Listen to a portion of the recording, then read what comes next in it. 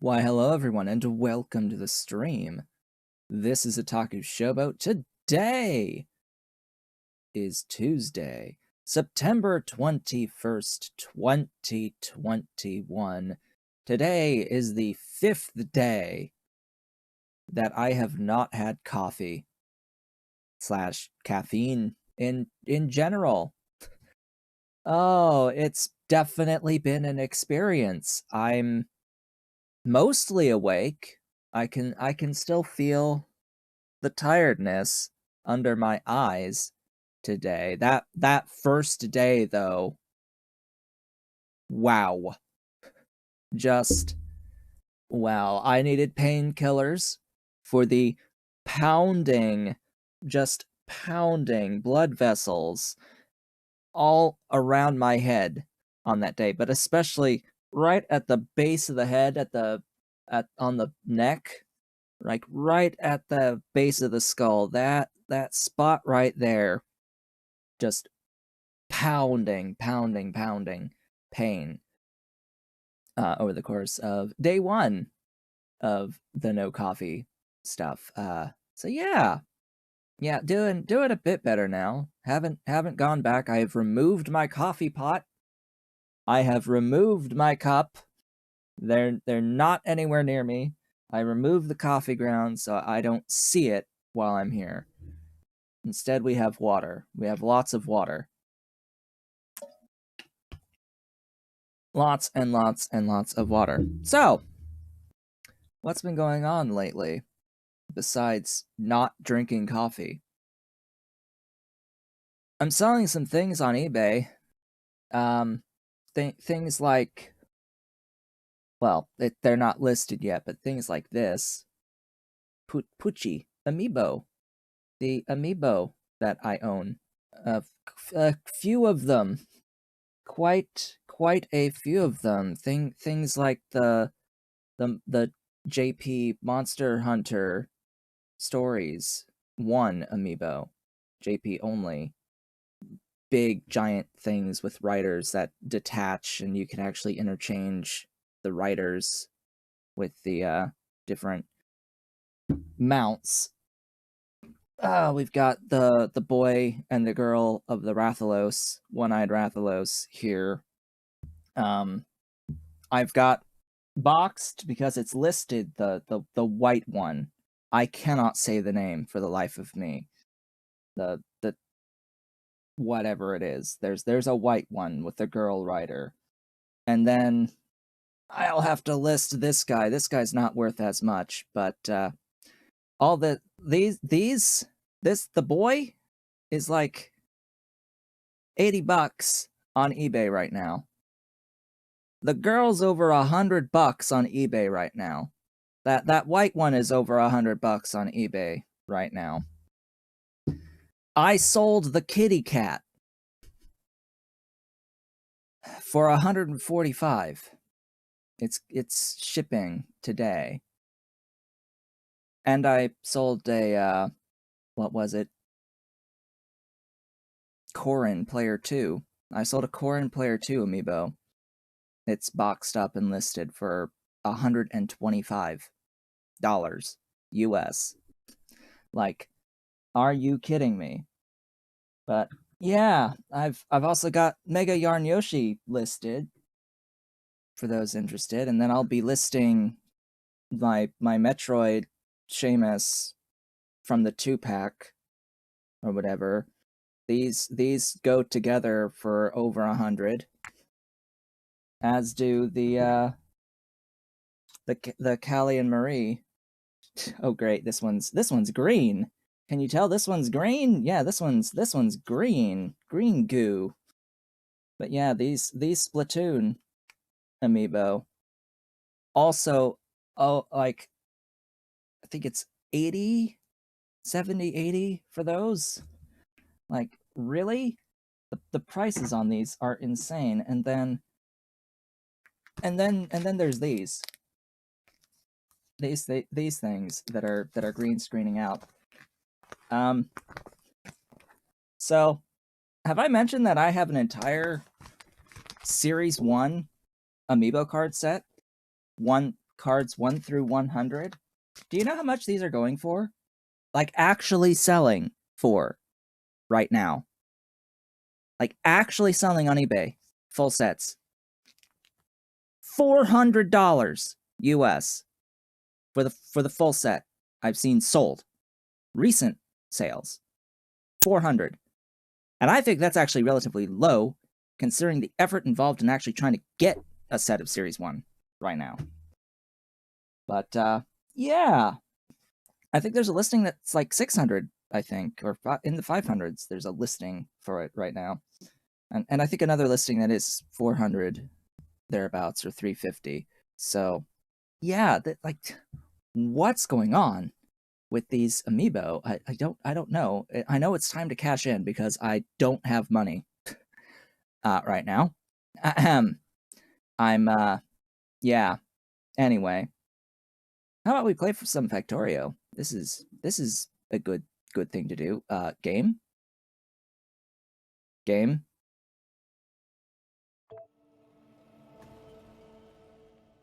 Auto did. Oh, that would help.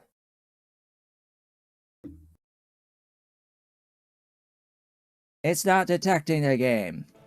Thanks. XSplit. Why are you not actually detecting the game?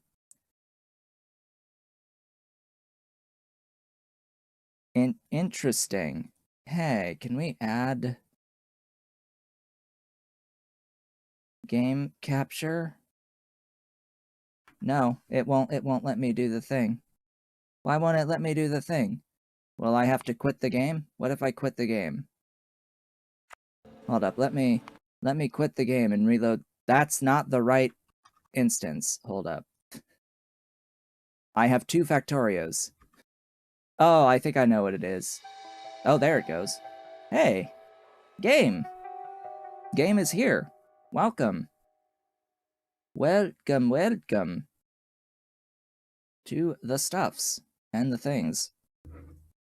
We are playing Pyandons today, and we'll get to see, because this is the first stream since I stopped drinking coffee, just how much of an impact that has on me.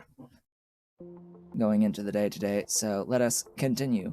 I have done a few things off screen between last time and this time. It's a bit of consolidation work in here. Growth and moving a couple of things around, like growing out seaweed, growing out some of the stuff in here. We got into acetylene last time, and basically I just did this, which is destructive distillation of wood. The excess wood produced out of here, I'm working on scaling this up as much as I can. Also, forget about any resources that were up here. They have been erased from the face of existence. So, with that, I also brought in other lines of things down into the red science automation, quote-unquote, zone. I have turned back on the aluminum plates and brought that to the bus. I realized that my formic acid wasn't actually automated at all with the plates, so yeah, I brought the plates in for the formic acid to get the latex. That was a thing that I had to do. That was smirt, the smirtest of things that I forgot about from last stream. But yeah, outside of that, I have also done destructive distillation of rock coal. Essentially a full yellow belt with dedicated mining. I have expanded my coal mining a fair bit. But yeah, an entire belt of raw coal is being destroyed. To get coke, yes, I'm bringing in the coke primarily and getting rid of the byproducts through burning because I've got a nice stockpile of titanium now. Isn't that glorious? Hey, stockpile of titanium. I've also brought the titanium over as well as the other stuff here. So, lots of things. Lots of very small things adding up to be a lot in the grand scheme. So now I have enough carbon dioxide for basically all of my needs. It looks like I could or should bring carbon dioxide potentially over into here for this formic acid production. Looks like that's...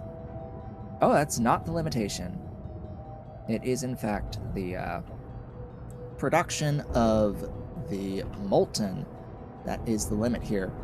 I'm not limited by my coal, gas, or tar anymore. If you can believe it. I'm not actually limited by coal, gas, or tar to make the molten glass and to process the glassware. Because of all this extra distillation stuff, destructive distillation going on throughout the base. I am making use of a lot of stuff, although I'm not making use of this right now. This is just getting demolished, thrown into the pits. Thrown into the pits. What's the name? The Bog of Eternal Stench. That's the thing. They're being just delivered straight to the Bog of Eternal Stench. And yeah. What are we doing from here? Thinking about it for a bit, I want to try to work towards rubber. The main issue being, of course, the title of the stream is I want to work towards rubber. The main issue being that the tech for rubber isn't even in the queue right now. Because the tech for rubber comes after oil industry machinery. So we can't actually make it yet, nor can we for a while. But we can begin to work on things like having the tar available, things like being able to make the polybutadiene, like having titanium plates on the bus, having aromatics, making aromatics out of creosote, out of tar. So things that we can do to begin to set up for the rubber, even though it will take a little while before we can make it. Now, there's also the concept here of circuits and circuit automation, which is another thing that I can begin working towards. And I think I'm gonna do that. The only problem is I need more regular glass to actually do that. More regular glass. Oh yeah, and then like creature chamber is nexilate, so we'd have to go into nexilate as well. And a source of duralumin on top of that. And lead, because this thing needs a tank. What? The mixer?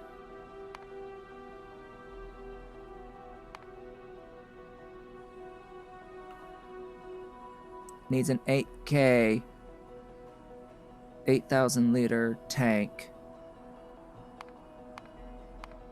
The 8,000 liter tank. Where are the tanks? Where are the tanks? I don't have them, do I? No. The 8,000 liter tanks is lead. So we need lead. And therefore, more acetylene on top of all that. So really, today is just really it's just gonna be a day where we reorganize. From what I can see here, it's a big reorganization day. Getting things onto the bus, getting things deleted from here, tapping into additional resources in lead, and potentially even making nexilate here as we work through things. Making the nexilate, though. For now, it requires getting rid of stone in order to make saline water. Now, I'm gonna have to... Or, wait, No, it's just gonna be tailings. Wait, do I... Can I even do that yet? Don't I need this? Yes, I need this tech. Before I can even clean the nexilate from tailings. Oh god, why? Yeah, that's gonna be a thing. Great. We are ever so slightly tech locked right now. So, scaling. Scaling it is. Making more red science is the immediate goal. And getting all of the stuff to make the red science on the bus should just be what I need to do here. Where do we start? What a beautiful, wonderful question that I wish I knew the answer to at the moment.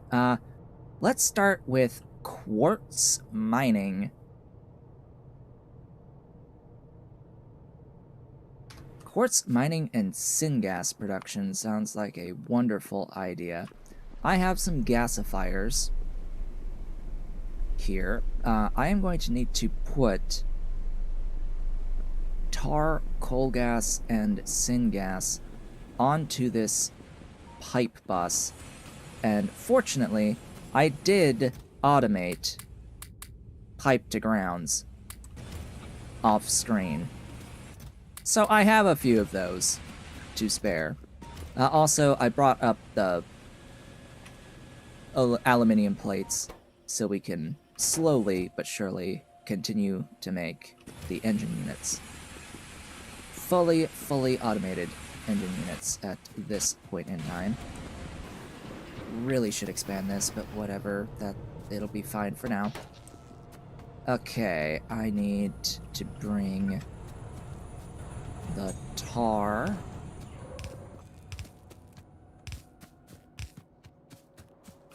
onto this pipe bus. as well as the other stuff. Hello and welcome to the stream. I am doing stuff and things. That's so very specific of me. I'm adding fluids to my fluid bus. That is what I am doing. Oh, that's not gonna quite work like that, is it? The.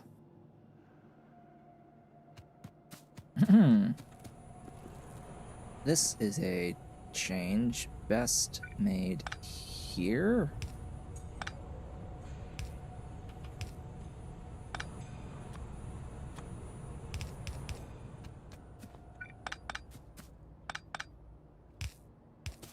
There we go.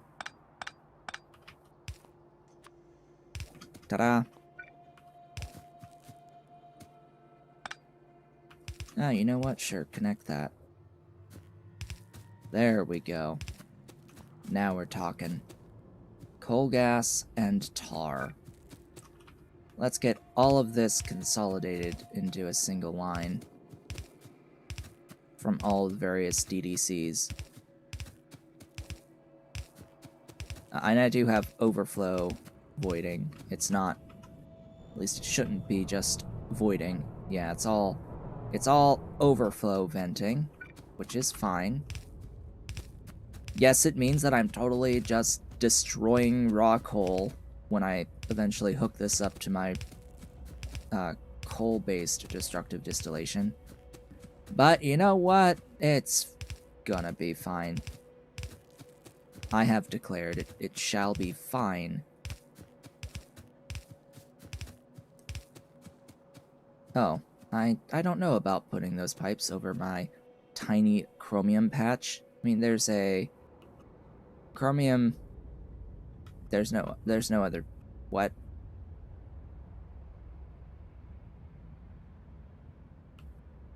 Oh, that's not good.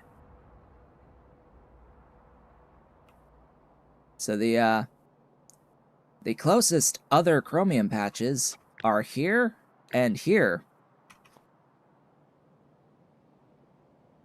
Huh. That's a bit far away.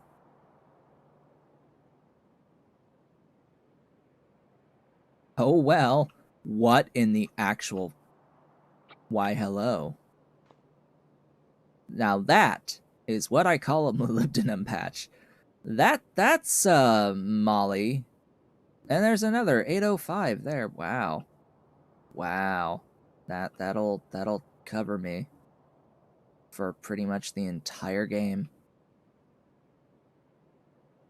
The thing about the molybdenum in a standard game, if you're not using RSO, is that the patches by default are tiny. Too small that you can't just get away with only tapping into one in a normal playthrough. You'd have to tap into multiple, but because I've increased the sizes dramatically of these patches, we're fine. We are, in fact, okay.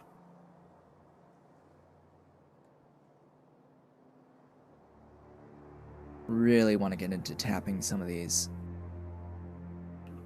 things here, these nodes. Tapping into these nodes, though, is going to require drill heads as a fuel for these. These do take drill heads to mine. Honestly, I would rather spend drill heads than have to deal with the tailings logistics for making tailings. I don't know about you, but that seems like what I would prefer. Okay, so you gotta start coming down here. Oh, goodness. Oh, goodness. So much for a copper patch. So much for the copper patch. Ahem. Being able to expand. Fortunately, we at least have copper nearby.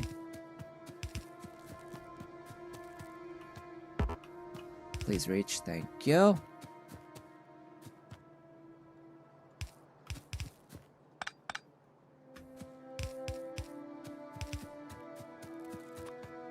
Alright, you are consolidated-ish. I think there's still more. No, I don't think there's more, because I took all of the stuff that I'm doing through the raw coal-based destructive distillation, and I have connected all of those pipes. Did I connect the tar, though? No! Oh, all of your tar is just being annihilated. Just straight up. Hey. We're gonna put that behind an overflow valve. That's a much better plan. Let's bring this to here. And then somehow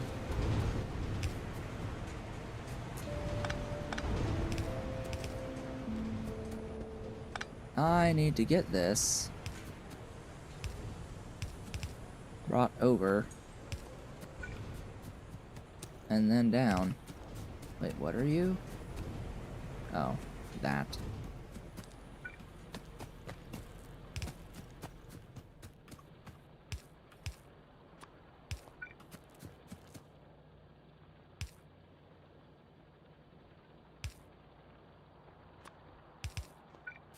Ahem. Let's go.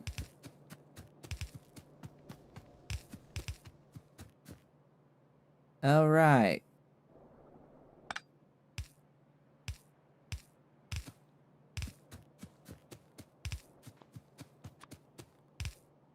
Tar.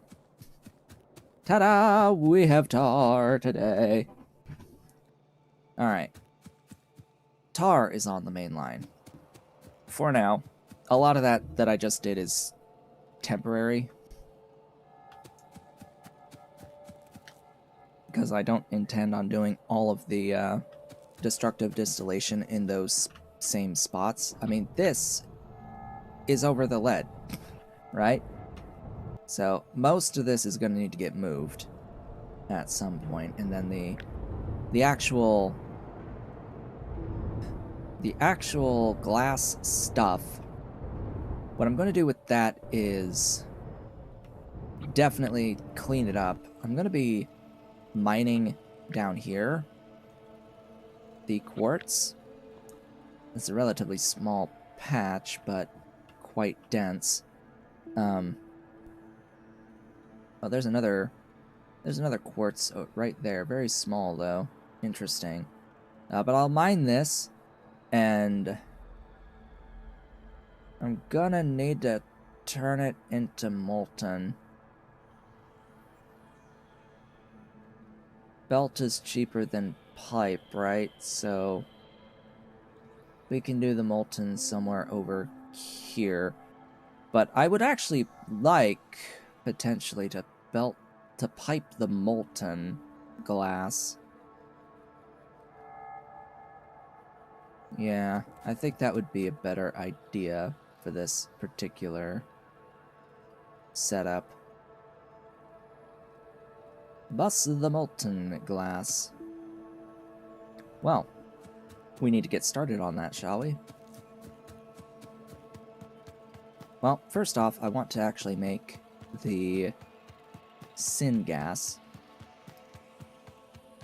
which is actually a two-step process. One is to process the tar into coal gas, and then the next one is to process the coal gas into syngas plus a little bit back of your tar.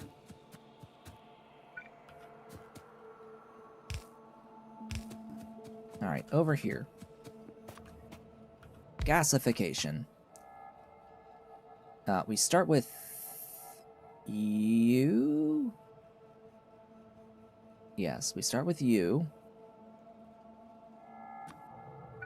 And then we are doing U afterwards. So this takes in up to 1667. This makes a lot. Yeah, it's 4 to 1. Looks like I need another gasifier.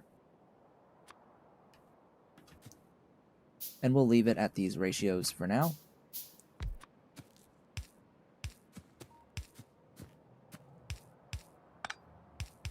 Sometimes the size of these buildings just really gets to me. It's like, huh? I thought I left enough space for stuff. Nope. Never. Never have you left enough space for anything. Oh, and you take pressured air, so I will need some air pressure doohickeys. Where are those? I never remember. How much? 1667. Isn't that like... One air pressure thingy.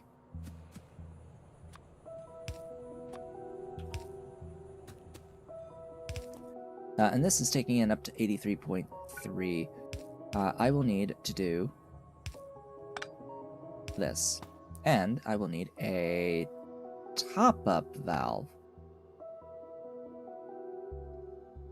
AKA an underflow valve. This allows flow when the output is less than 80%. There you go. When it needs more, it adds more. Da freaking da. And this will come in from over here. I went and I got all of that pipe to ground, and I've already used all of it. What?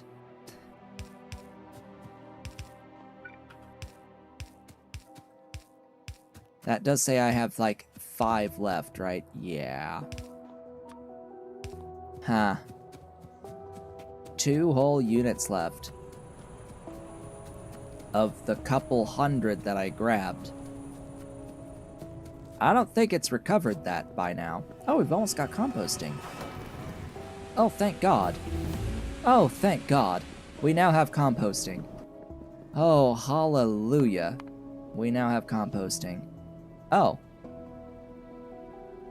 Oh, right, by the way, the duralumin that I have on me, it actually comes from breaking down the factories, the starting wreckage factories. I don't exactly understand why that needed to be a thing, but hey, there you go. It's there. Now, biomass. I need another tech, right? I need separation in order to actually convert the biomass into carbon dioxide. But this is, in fact, the best carbon dioxide process that I know of right now. And where is rubber? Let's get that queued up.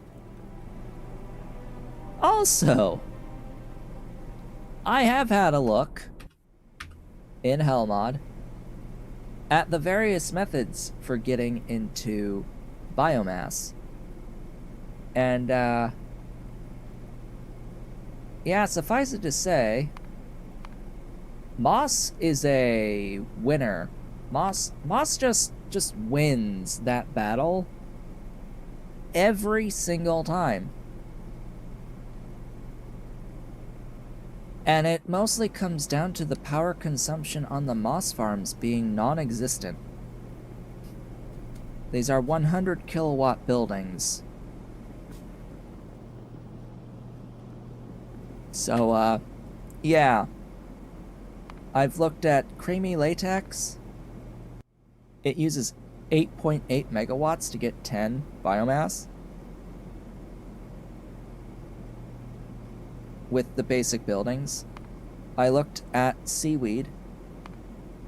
Seaweed needs, well, CO2, which I haven't even broken down here, but it's already at 9.5 megawatts, because the seaweed crops use a lot of power. They use 450 just for the heck. Is lower power than this to get in.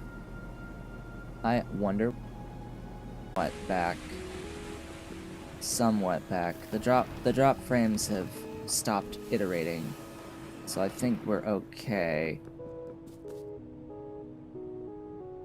Let me know if we are now okay again. There just seems to be some internet things going on right now. Let's get stuff here powered. I will, of course, also need to deal with the other stuffs. The flue gas coming out of there, and the ash as ash. Oh boy, ash as ash. Yeah, it still says 7,200, so I think we are in fact okay now.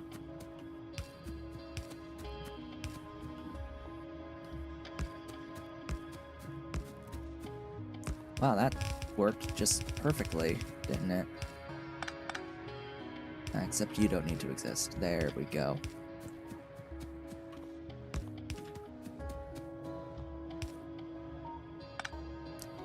Right. I don't have big underground lengths.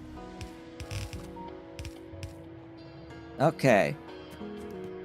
Yeah, moss beats a lot of things. I didn't really look at logs exactly because it really will come down to how you make your logs.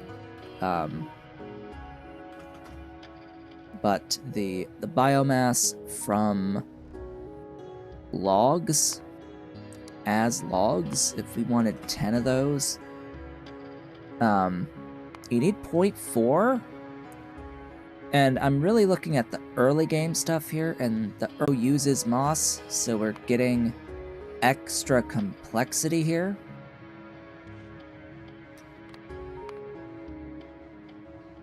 Of which, yeah. That does win! Okay. That is less megawatts. Fewer. On this most basic of basic things. Oh, I didn't break down the CO2. Let's get that added in. Oh.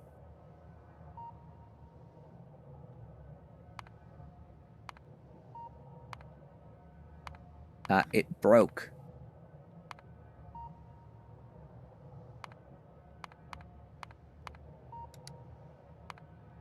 Oh, I dislike Hellmod sometimes. I have to completely, like, redo the entire thing. Biomass from logs. Logs from that, from that, from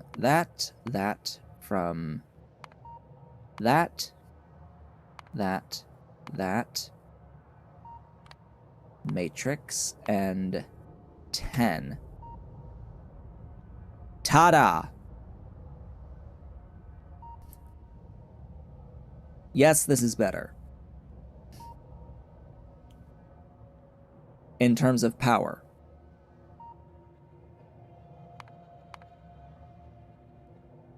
And it's fewer overall buildings. This is 21 from 4 compost plants. This needs 2 and a variety of other buildings. Logistically, this is more complex. And at a net 10 out, would we go just this or this? Also bearing in mind, 6 fastwoods are freaking huge.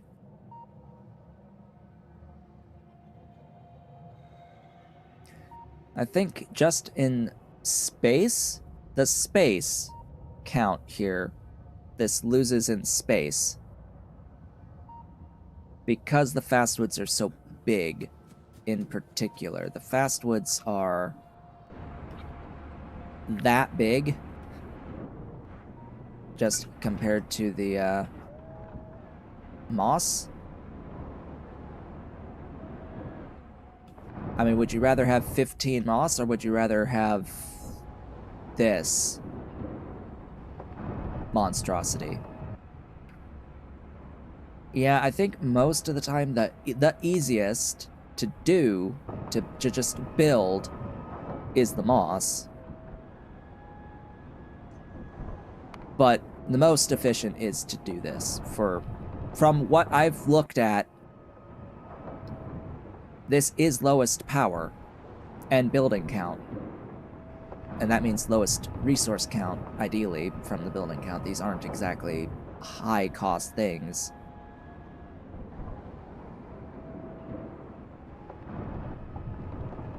I think it's okay. I think it's okay. And then if instead you want... if you're not interested in the biomass, but you're interested in, say, the carbon dioxide net out, well, that's good for carbon dioxide. And then also, at scale, the later that you get in the game, you get better log recipes. As you get later into the game, you get access to this, which unfortunately is a carbon dioxide in, which is a consumer of biomass. So maybe if you're not interested in biomass, but you do get,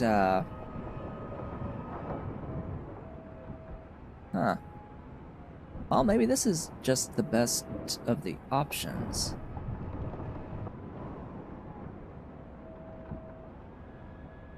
Unless you're willing to throw fertilizer. Yeah, because I don't really see the carbon dioxide ones as being that efficient just for an extra wood. It's half the time.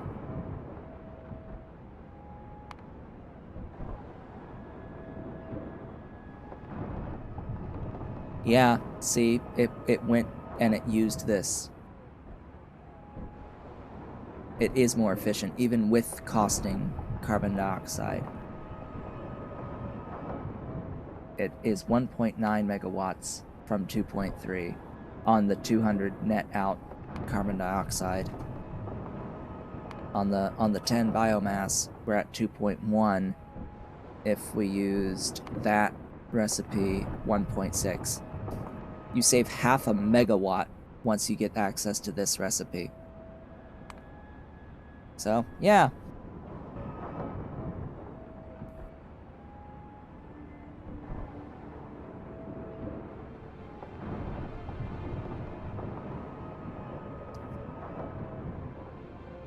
Well, in the long term, that will ideally be an option. It's just interesting to think about, though, because, yeah, you can do this local on-site. It's all just out of water. The thing is, you need to kickstart the process with a little bit of biomass to make the CO2. And a little bit of wood for the tree seeds. But other than that, it's fine. So this I want to keep handy, so I can just change the values over time. I need to ash void.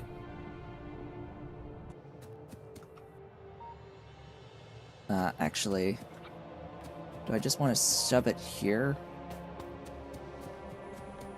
How many burners do I have? 9. Well, I think I may have enough burners. And the benefit of an ash void, I would say, is that you can just let them feed back into each other. But yeah, this will work fine. I need the solid fuel, known as coke, brought down and brought up. Oh, what did I just get? What was that? Separation. Oh, hey, I've got the recipe of my dreams. Excellent.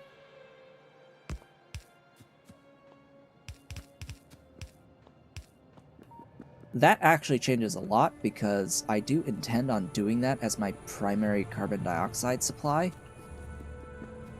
rather than this very inefficient and slow coke recipe, which would unfortunately mean that I would have a little bit of an issue where I would have need for tar and coal gas, but would have to get rid of the coke completely, because this is out of wood. Bear in mind, this setup here is, I think it's 10 wood being destructively distillated down into tar and coal gas as the primary outputs that I'm looking for here, and just dealing with the ash and the plates that are output from this. I don't know, I just thought that this was a bit faster at dealing with wood, because it's that 1-to-1 ratio, wood to coal, and you end up with more on here.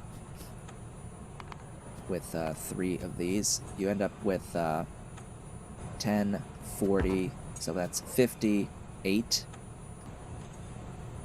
coal gas. Not quite 58, but little over 50 coal gas out of this, and then you end up with 30, 80, little over 80 tar in the end, like 85-ish tar.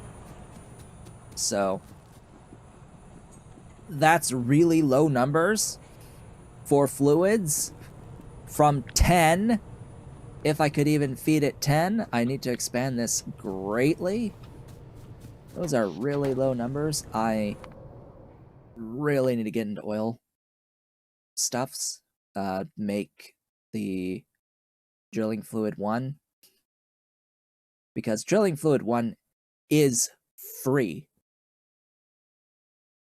This stuff is free. You can literally make it on site where you're doing your drilling.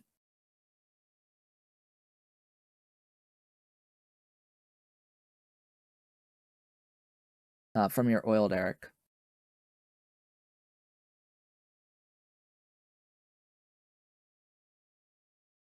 How funny. How funny is it that the tooltip here says needs at least type 0 of drilling fluid?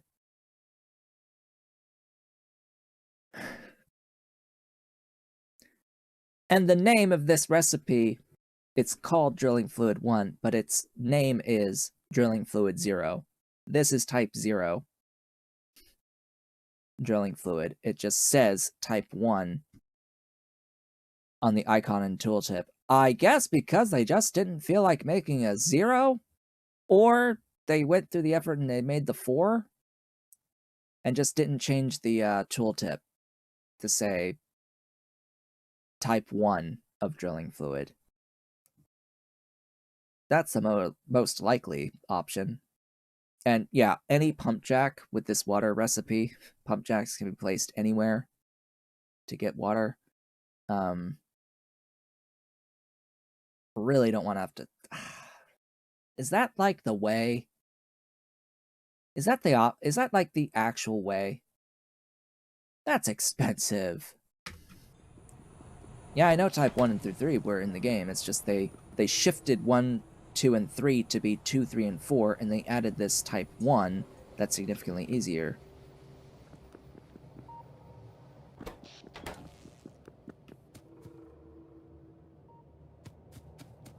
Okay. I think I'm... Oh. I think I'm a dummy! Go there. There you go. That's better. That is significantly better. Now to grab more underground pipes. Pipe to grounds. Glorious pipe to grounds. Ah! I have a few! Thanks. I will take 600. I will gladly take all 600 that I have made so far of these glorious pipe to grounds.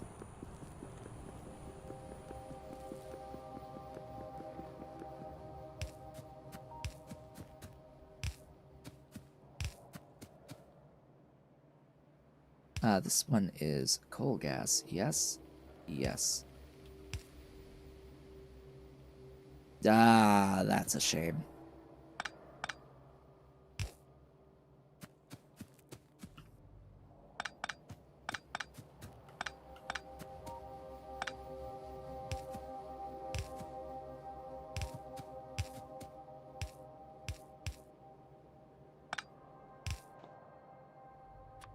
Much better. So that will make syngas and a little bit of tar. The tar cycles back to make more coal gas, but I wanted to top up with tar.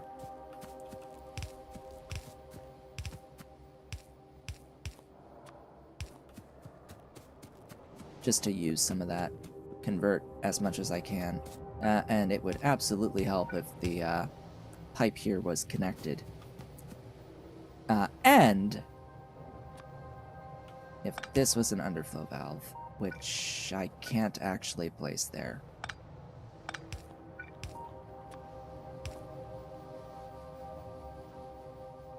Good. Glorious. We have syngas now.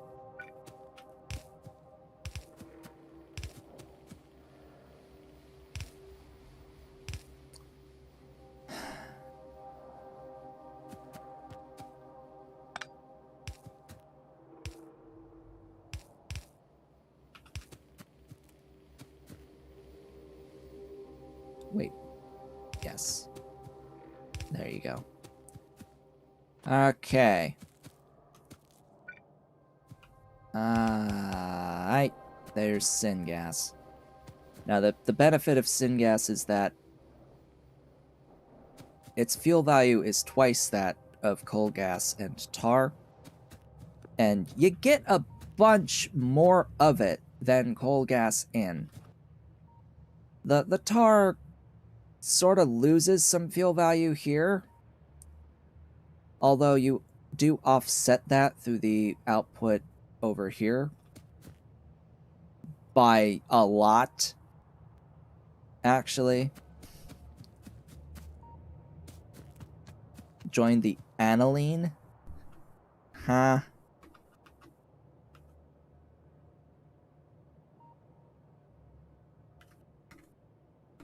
What do you mean?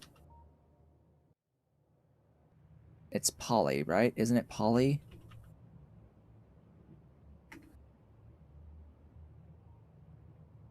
I don't know what you mean. Fuels. Show me fuels. Fluids. There's acetylene.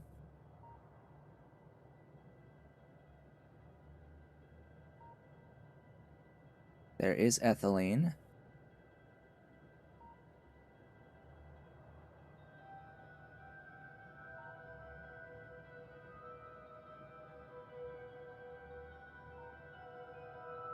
Nope.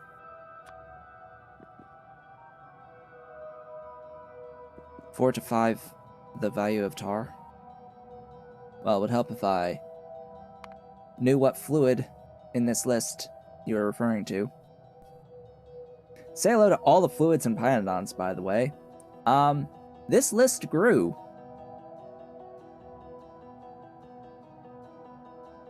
I don't remember this being quite this large.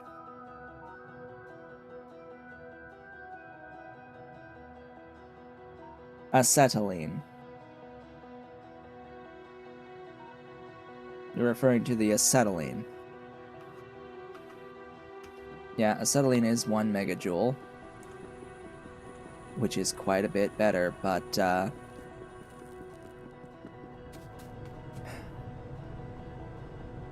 that requires the tar to coke right? In the heavy oil building, which I don't have right now because it's here. So you're referring to, I think, the heavy oil refinery building recipe that converts tar into heavy oil and coke that you can then use the coke from that to produce acetylene out of. Well, we can look and compare fuel values. Acetylene out of carbide, out of lime, out of limestone. We'll include the limestone and the other processes in here. You'll have to get your carbon dioxide from the where are you? Hello? Product? Oh, that's a byproduct. Oops. Get the coke out of the heavy oil recipe, quote unquote, and then vacuum is free. So if we want 10, that's 15 tar.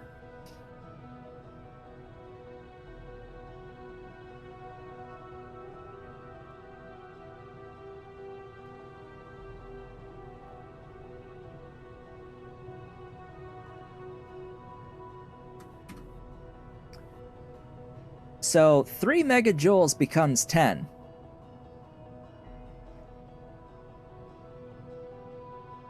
At the cost of less than 1.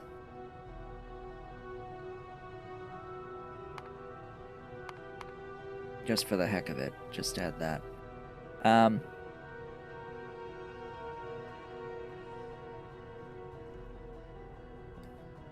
So 3 megajoules of fuel value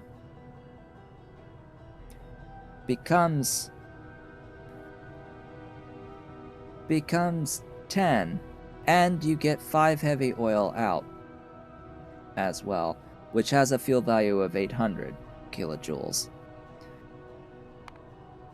I don't know what I would do with the heavy oil, but it's there if you want it. I mean, heavy oil just converts directly to kerosene, but that's not a great conversion.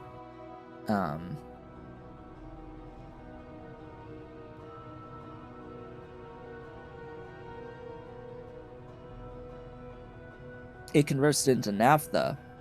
And you know what's great for that naphtha does? It allows for bitumen processing from oil sands. Guess what I have a lot of? Oil sands! Oh boy. Yes, I have a ton of oil sands. So it's just getting that 15 tar.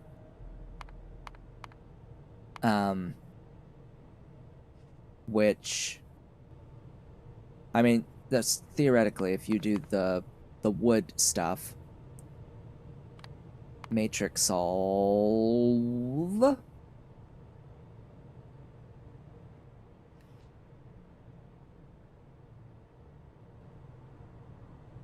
Why, hello there. You're kidding.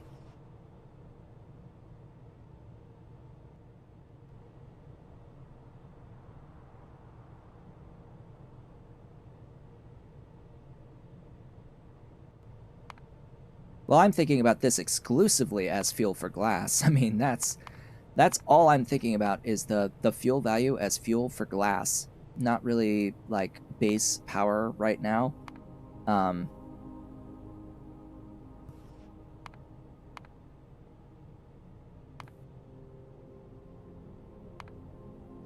We gotta do this. It's okay that we did the Syngas, because we need the Syngas to mine Chromium. And the Syngas is still good as a fuel to have. This, though, is insanity.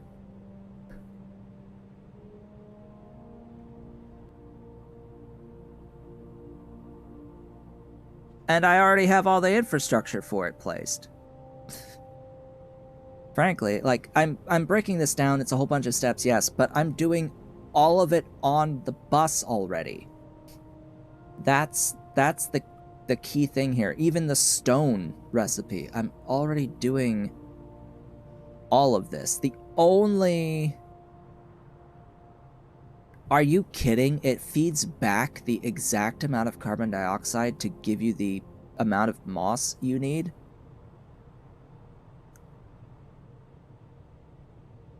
No, it still needs 0.1 tree seeds. That... it almost got me there. So biomass from moss. Moss. Where's moss? Or logs. Logs. Hey. I'm on Matrix Solver. Go ahead. There. We did it. It's less than 0.1.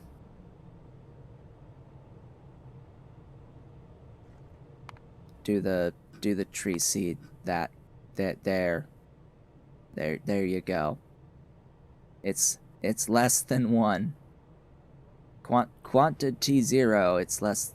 oh, I've already got the thing placed. There we go.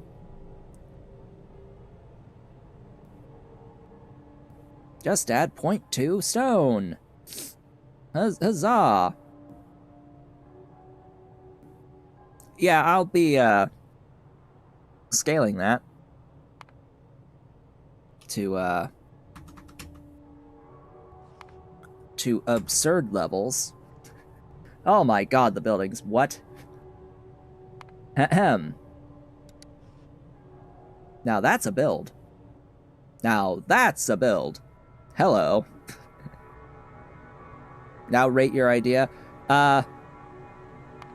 Building cost is the primary problem with this. Even to get 100, I mean, like 10. 10 is 18 buildings. And I shouldn't even look at 10, I should look at 15. Because the cost of a single glassworks... Actually, no, the single glassworks is in fact 10. Let's keep it 10. So 10 is 1 glassworks building, yes? To provide fuel to 1 glassworks building at 10 megawatts, this uses 18 buildings and 2 megawatts of electricity. And you can't even do it until you get oil industry machines. It's great after you get this tech. It's great once you get this tech. And this speaks a lot to the just absurdity of the glassworks buildings themselves, that this is the infrastructure to feed 1.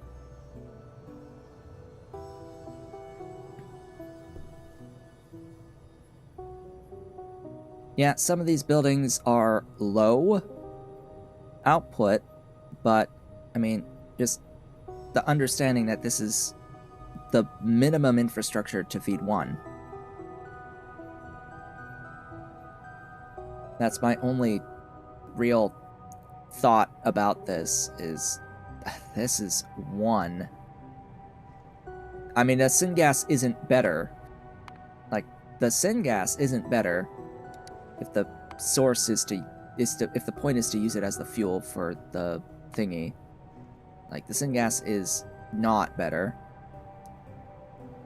Yes, and we'll, like, all of this is the bus, but I'm just thinking in future, I'm thinking future me right now. I'm thinking future me building a molten glass production factory. What it would take to feed that factory. And I look at this and I see, okay, a whole lot of steps.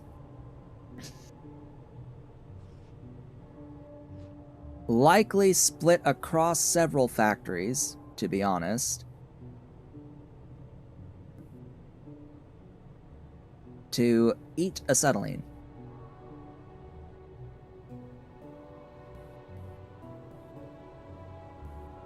Yeah, you get the coal gas and the heavy oil out of this, but the problem with that is it's not easily usable as fuel on stuff, on the glassworks. Like what? You're going to have a glassworks completely dedicated to partially operating off of your byproduct heavy oil and another one off the byproduct coal gas? No. No. I'm not going to have anything partially produced. These are going to get voided. Straight up. Just, nah. We don't deal with that here. A good exercise to just look at that. And then, of course, there's the other uses of acetylene in mining for lead and titanium.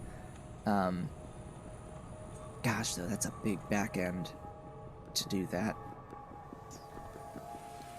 That is a massive, massive back end to do that. I'm getting into this for the duralumin, by the way. Oh, right, and I need to get into storage tanks.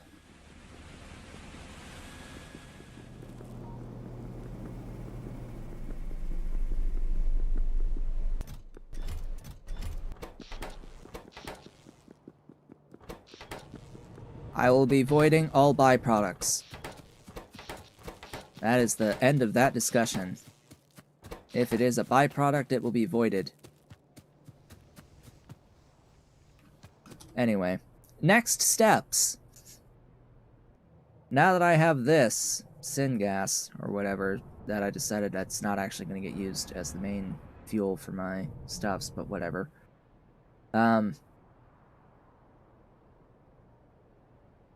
I need to make crystal mines. Where are those? Hey, crystal mines. I need more copper. Yes, you're a mortal sniper. I've known this. I do know this.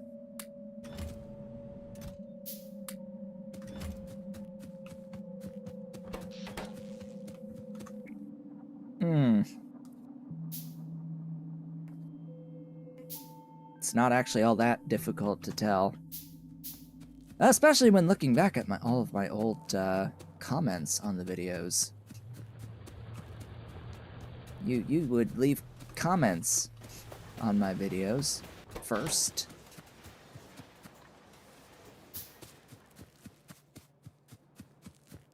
Were you that obvious? Yeah. Mm-hmm. Actually, yes, very.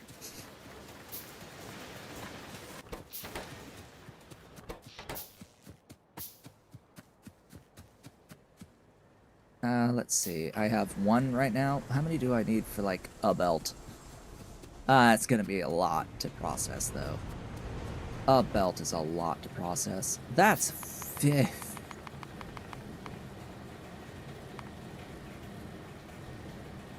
Really?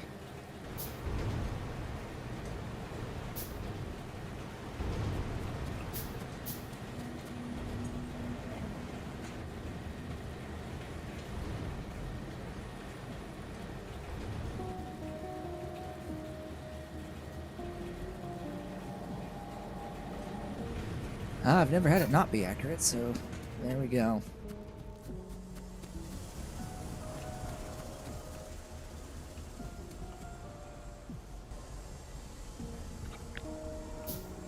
I guess those are stoppers, yeah. They are, in fact, backing up. Okay, I've made a few crystal mines. This is going to be a bit of a hike, though. And I need to bring power. How is my power? I don't even know. About half of what I can make. Is this really worth doing right now? I don't think so. I'll be honest. I think the best thing to do is to get the techs going. That's gonna be the best part, easiest part. Because really, I'm just trying to do stuff as I wait for tech at this point. However, I need to take a break, and I will be back in a few minutes.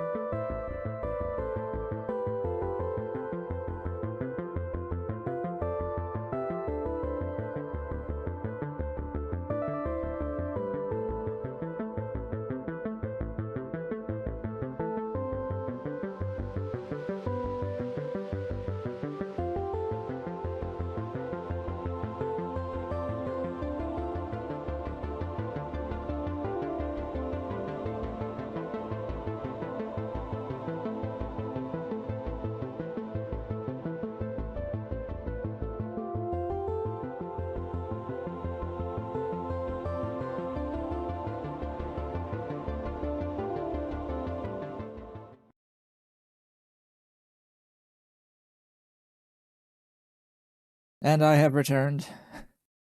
Welcome back. Oh boy. Oh boy. Oh boy. So,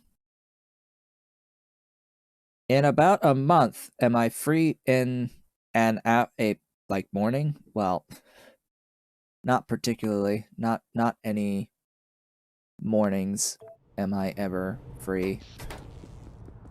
Actually. Between the stream and recording, I just don't have too much in the way of time for much of anything. Oh, I have a few pipes. Okay. Yeah, I guess it's technically still morning in Central. It's 10:20 out there in the morning. Where's my belt stuff? I automated my undergrounds. Why, hello things. Hey! I have a kitty cat knocking things down. Ah. Alright. What am I doing? Such a great question. What am I actually trying to do here? Did I not just get the ability to make duralumin? I'm pretty sure I just got the ability to make duralumin. Which is... Why are you not listed? You're listed here. Okay. You are in the smelter. Oh joy, I haven't made one of those before. You need ceramic as ceramic? Okay.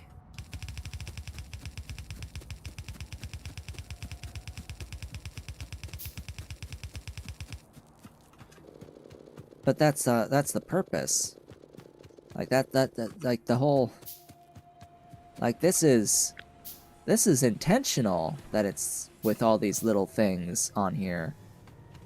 Like this was a feature added into the game that the mod authors love to use. It's the ability to make variations on the sprites.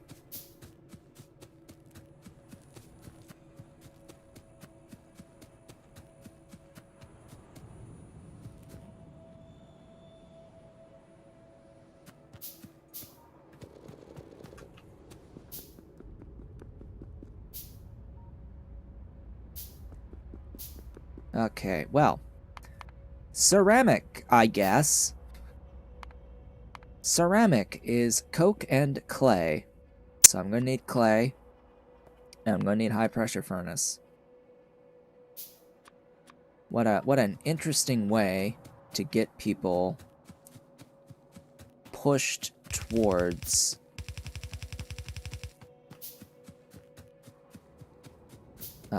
getting into those circuits, right? I like that this uses the ceramics for this building because the ceramics are needed to get into circuits automation. It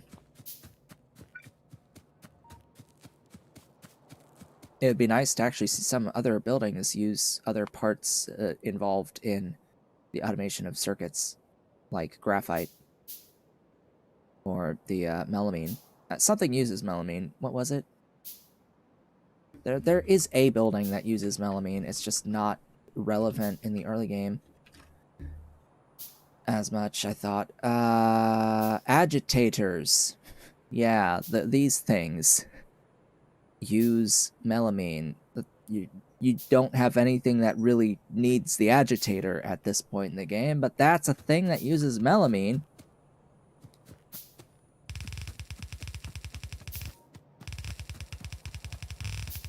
And no, I'm not advocating for changing the recipes of existing buildings to use different stuff. I'm also going to need a boiler.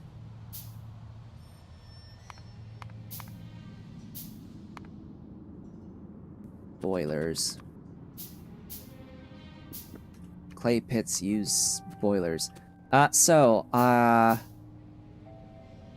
I I have my doubts that this has happened, but I'm pretty sure that these still pass through the steam, right? From building to building.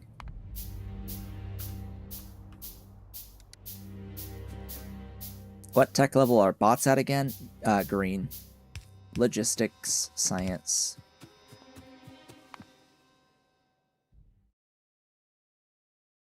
Yeah, robots are...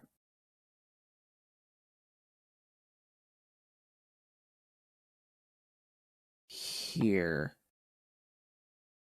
Logistics, robotics. Logistics, science packs.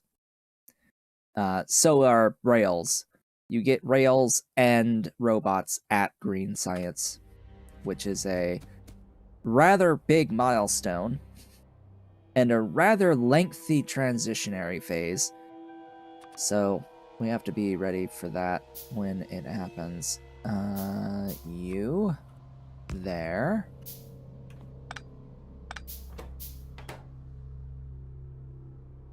It doesn't make them all less of a nightmare.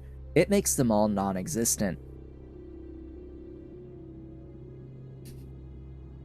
That's my intent, anyway.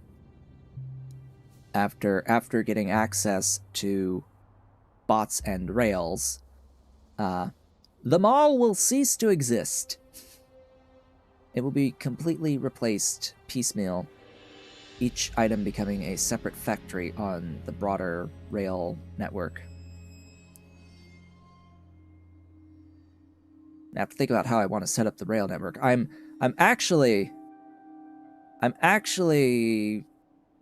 satisfied with how the Newlius setup has been so far with the rail network. Just, it's a broad scale grid, but several individual factories within each square.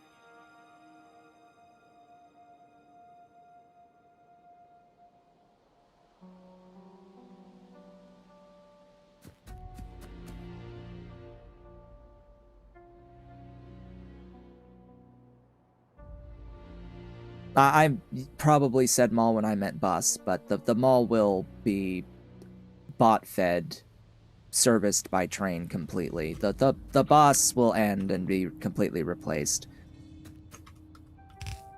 I don't know, for whatever reason, I just use those words interchangeably sometimes. I need... what now? Ceramic. 1 per second. Okay, that'll be fine. This will need the stuff. Oh, hey, I have the stuff. It's here. Let's go.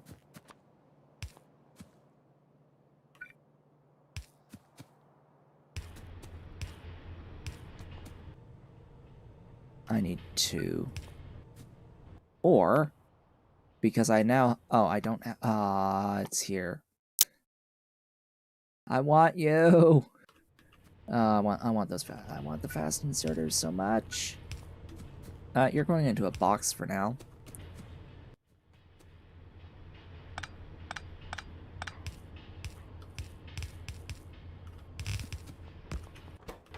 And just add water.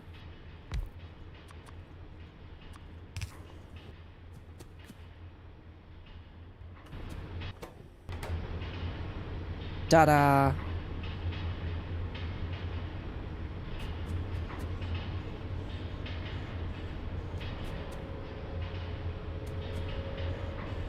Rotate the...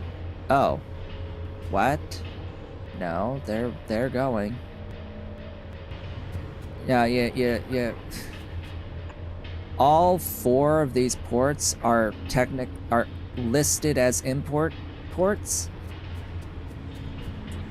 But they just overlap weirdly here, and they're not actually technically input ports.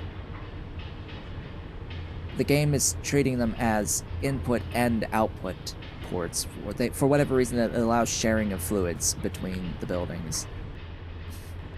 When you have them next to each other like this, it's a product of the way in which the actual port has been defined in the code for the building, because it hasn't been explicitly specified that it is an input port at all. So there is a difference with the vanilla mines that use fluid. These are explicitly defined as in and out. I don't know why, but when you don't explicitly define, it's considered an in and out. But it gives the icon of just the in.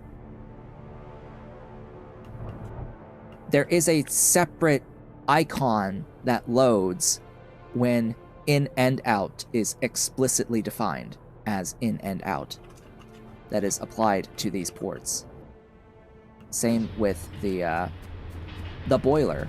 The boiler is an explicit in and out that has been defined. This is not. This has not been defined. So it just defaults the behavior to this and the port to in for whatever reason. And there are many buildings like this that will allow pass-through, and there are some buildings that do not have the pass-through capability. It's weird. Funky. And yeah, it's it is a thing. I need to bring my aluminium down. Wherever that ended up terminating. Wherever the engine units were. Oh, engines. Aluminium. I need you. Here you are. Hello. I need you for duralumin. By the way, we're doing all of this to make duralumin, by the way. If that wasn't clear. Alright, that does not automatically do the thing with the undergrounds. And Pi knows about this already. Has known about it for a long time. For a very long time. That's a building.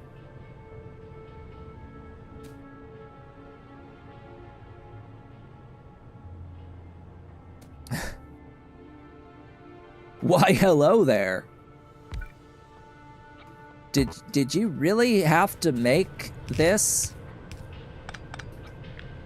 a 13 by 13 building?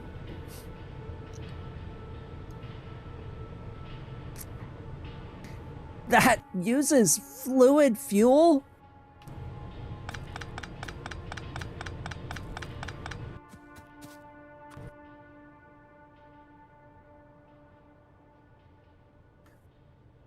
So you're telling me that I have to spend 10 megawatts of fluid fuel to get a quarter of a duralumin?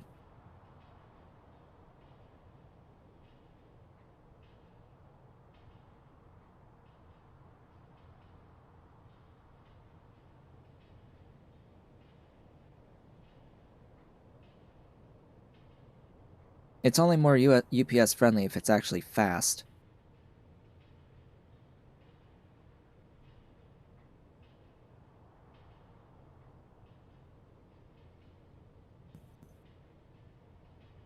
Like, I don't get why these buildings need to be 10. Like, just no. Like, you've... So they balanced oil, right? With the new oil mechanics. So a lot of the things about... Like, a lot of the issues around the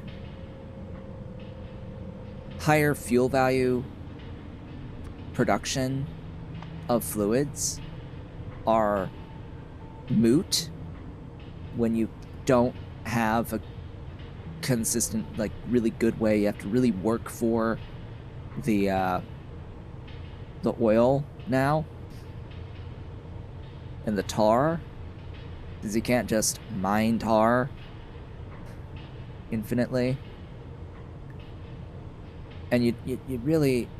There's a 1.5 megajoule for diesel, but... I don't know about making some of these things at scale.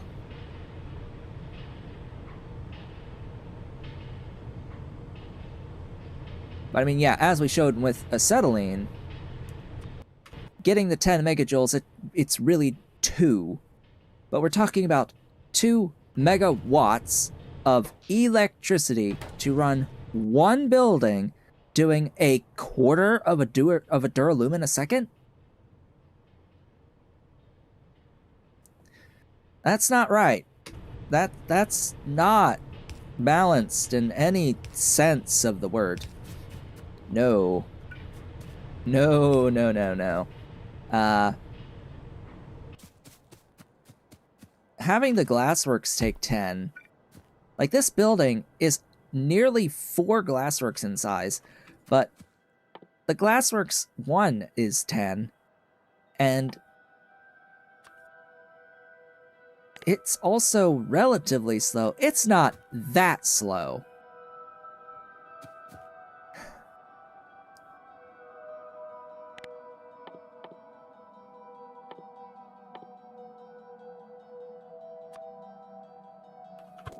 Like, this thing can make a couple molten glass a second. Like, ugh.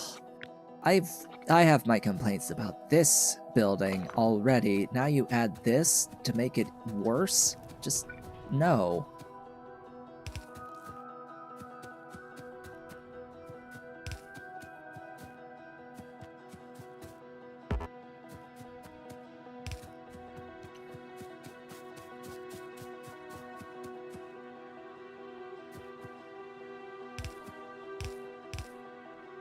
Well, the thing with Pi is that he often has to see why things are actually a problem before fixing them. Things have gotten fixed and changed. It's just that it takes a lot of showing the issue. Like, just, this thing will eat at 400 kilojoules of the syngas. Oh god, it's 25 units a second of the syngas. Does that seem bad? Is in the grand scheme 25 units of syngas bad when you're making nearly 100?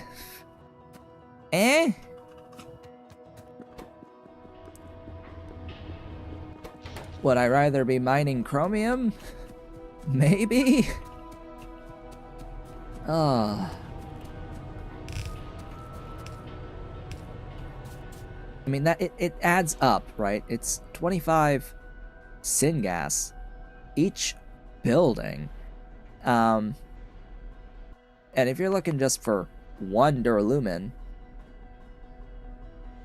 which in Pyandons mods is usually like a reasonable amount of a thing in the any phase of the game, of any new thing in each new phase of the game, 1 is a bit.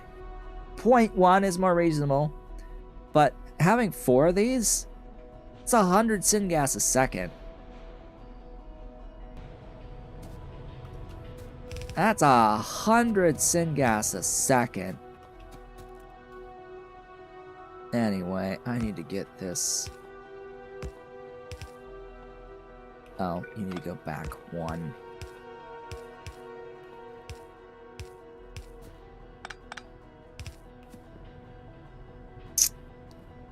Wow, I picked a wonderful spot for that. Well, there you go.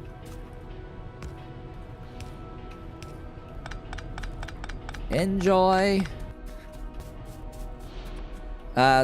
What I will say is that, fortunately enough, duralumin in particular, it's a non-issue. It's not like I'm going to be consuming a massive amount of duralumin anytime soon. This is just something that's going to accrue as something that I use for infrastructure for a very long time. Duralumin is not great, but my thought is you need this building for every single alloy. And where are the other ports? Where are the other ports on this building? I can't really see all that well on this. Like, where other ports would be defined. Unless it's just not going to be in this building for, like, the molten chromium based recipe. Or the, not chromium, but, nichrome, that's the one. That's the one of my, oh, it's in here. So there needs to be, like, 2 other input ports. They're all on one side.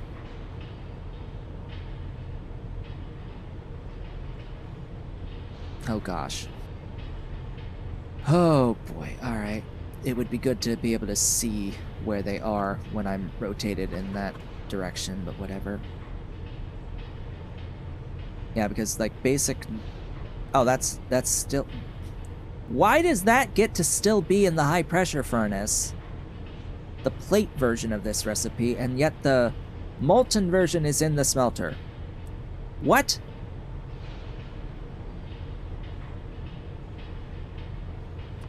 And then what other alloys are there? There's ferrochrome is technically an alloy. Smelter. Both of them. Okay. That's that.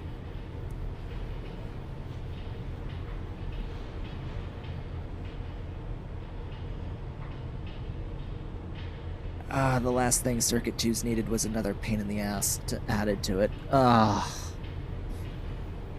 Alright. That's the way of it then. So, my face palm there is that Circuit 2's already used an ungodly amount of ferrochrome. It was bad enough just getting the ferrochrome. Now you have to throw a whole bunch of fluid at it. Now you have to throw a whole bunch of fluid with fuel value at it just to get it to run at a decent rate. Wow. The last thing I thought is that he would make Circuit 2's harder. And here we are. Circuit 2's are in fact harder now to get into. Anyway, what's next? We've got some duralumin going. That's great. Now what? Bah. Let's scale that acetylene. Oh, hey, I can crush now? Hey, I got the jaw crusher now. We can do... Oh, we can do glorious things. Absolutely glorious things.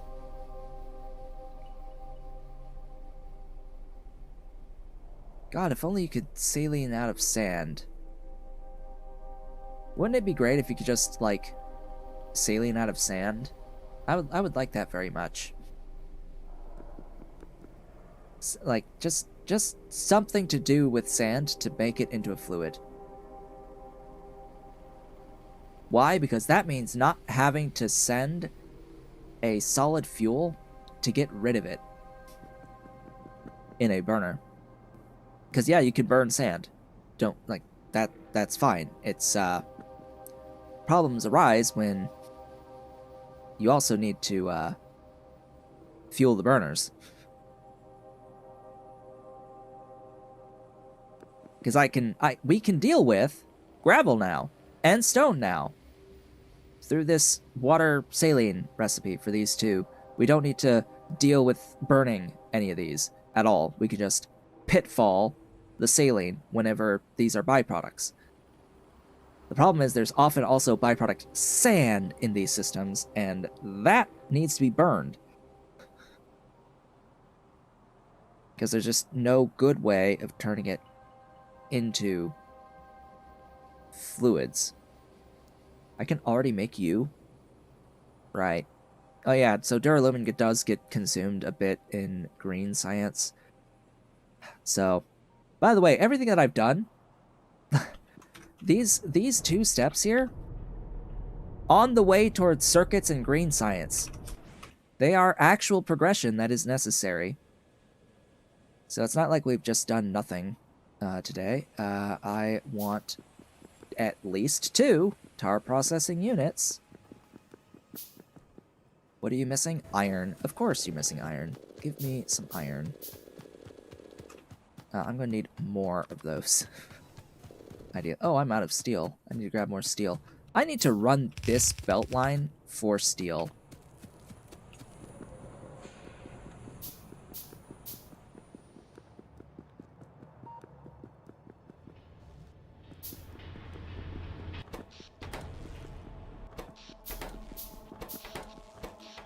Funny part is there was a way to actually make sand into glass, and yet that got nerfed, didn't it? Like, you know, the obvious way of making glass out of sand. It wasn't directly into glass, it was into, like, quartz, crushed quartz.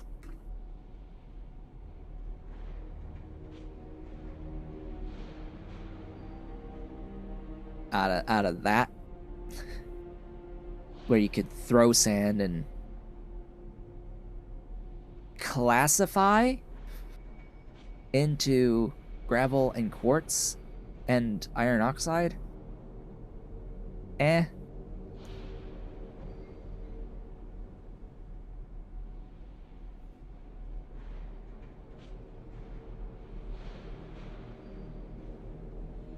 I mean, I did this for my first playthrough of Pyandons, where I was trying to get all of the resources infinitely. This is infinite glass, by the way. This is infinite glass without having to need any ore, any quartz ore.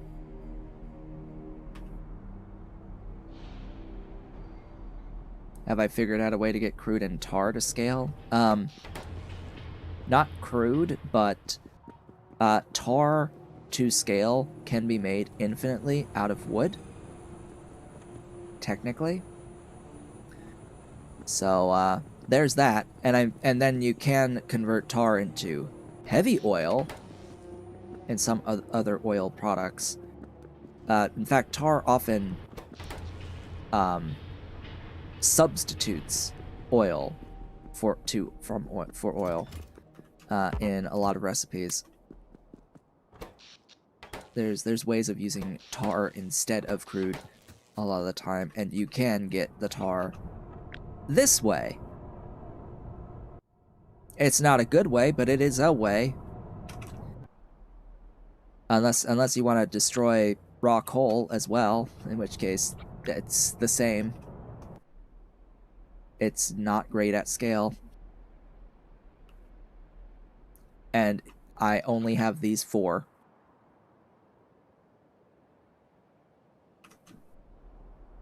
That also means no natural gas as well, doesn't it? What happened with the natural gas, by the way? How does one natural gas now? Because it used to be you just would plonk it onto the oil node and you just hit a hotkey combination to switch it to natural gas from oil. But now with the whole drilling thing, do you just drill for oil and then switch back?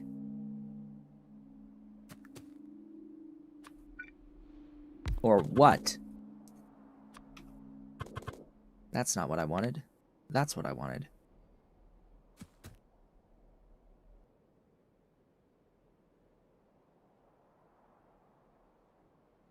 Now it's a choice. Okay.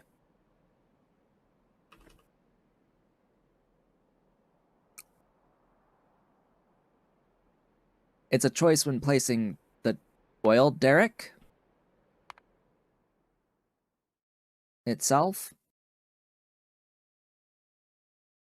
But then what about with tar?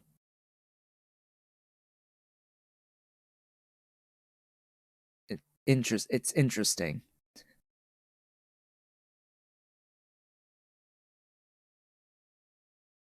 Yeah, you make a choice and then it will always be natural gas. I do understand that. That it will always be natural gas out of that same node once you decide what it's going to be.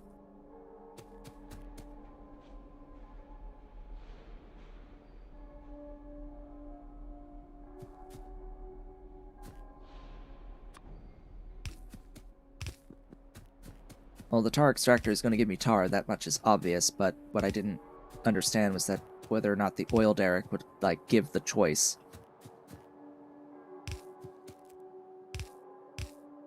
There's a thing up top, so this is not...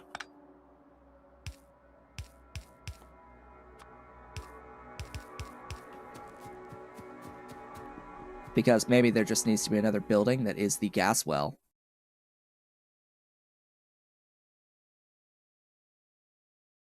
Cough, cough. Wink, wink. Nudge, nudge.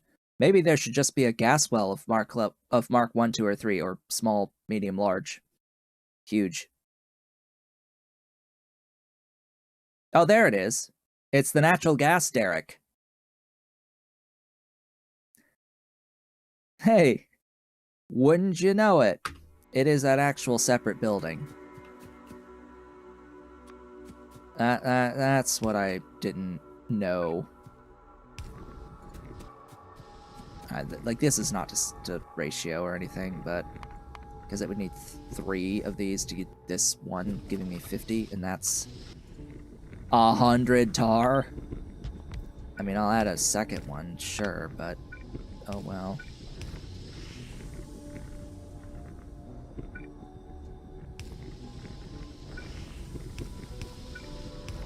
And it looks like it's still in progress, too, a work in progress, because that's using the vanilla pump jack icon there for the natural gas derrick.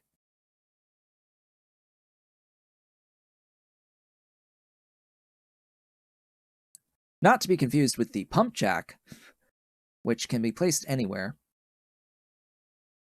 and will cost drilling fluid and parts to get the stuff of any of crude oil, tar, or natural gas.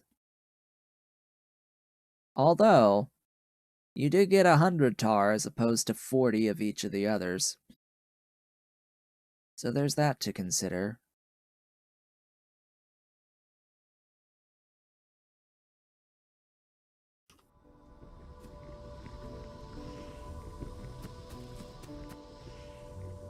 Okay, well, I have some aromatics now. That's great.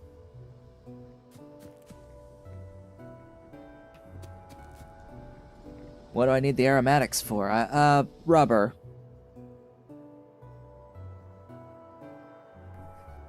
When I eventually unlock rubber and all the other stuff. I need lead for the heavy oil refinery, do I not? Yes.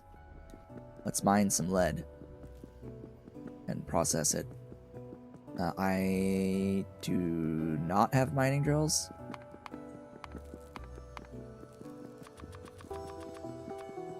Give me more of those.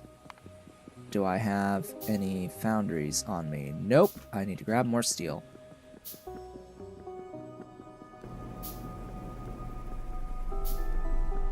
Alright, let me get this going here. Yeah, so that smelter being 10 is just a real kick. That is more pain than reasonable.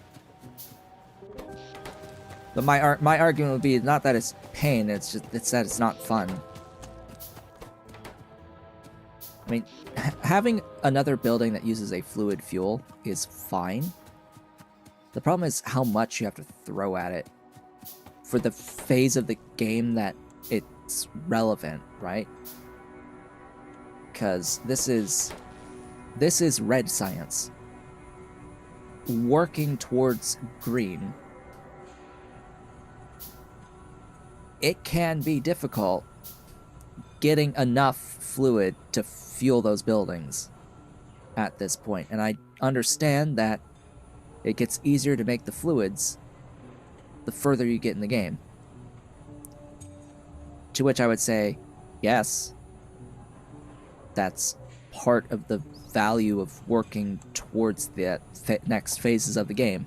That's your reward for reaching the next phases of the game, is that's supposed to get a little bit easier for some of these earlier things to happen.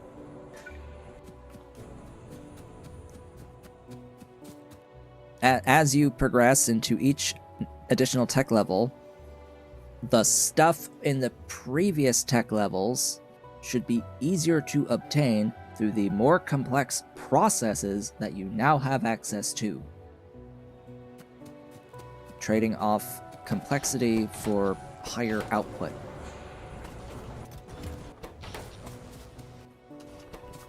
And so I don't really see much of a problem with rebalancing the fuel consumption on those buildings. And if it gets to be enough of an annoyance, I'll change it myself. I will simply change it myself. Lead. Why, hello.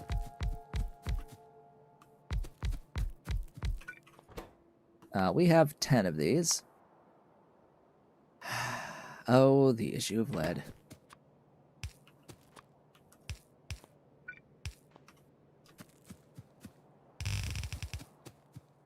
Lead not only uses more acetylene than titanium, but it also needs a whole heck of a lot more buildings, mining drills, to mine.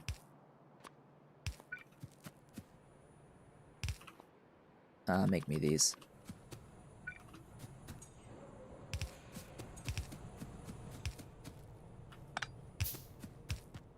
Well, as I've said, it's not necessarily the math exactly that will serve as a convincing thing. It's more seeing the practicalities.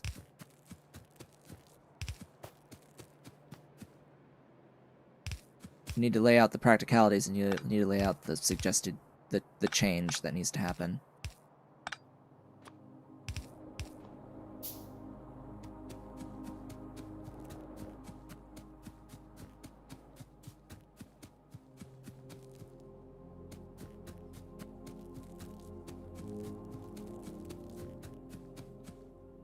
See, I don't see scale factor being a problem at all.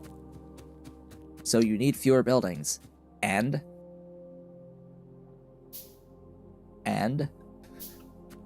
so it uses less of a specific substance, and why is that a problem? Surely through all of the effort that you took to get there, this is an adequate reward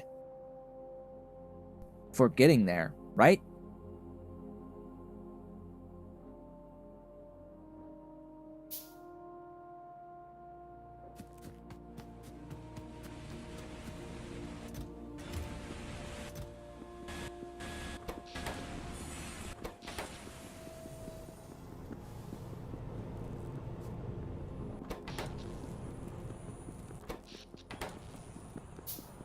I mean, so what if you spend ultimately very few units of a thing that you can make in really large volume later on to fuel these buildings that need the fluid fuel?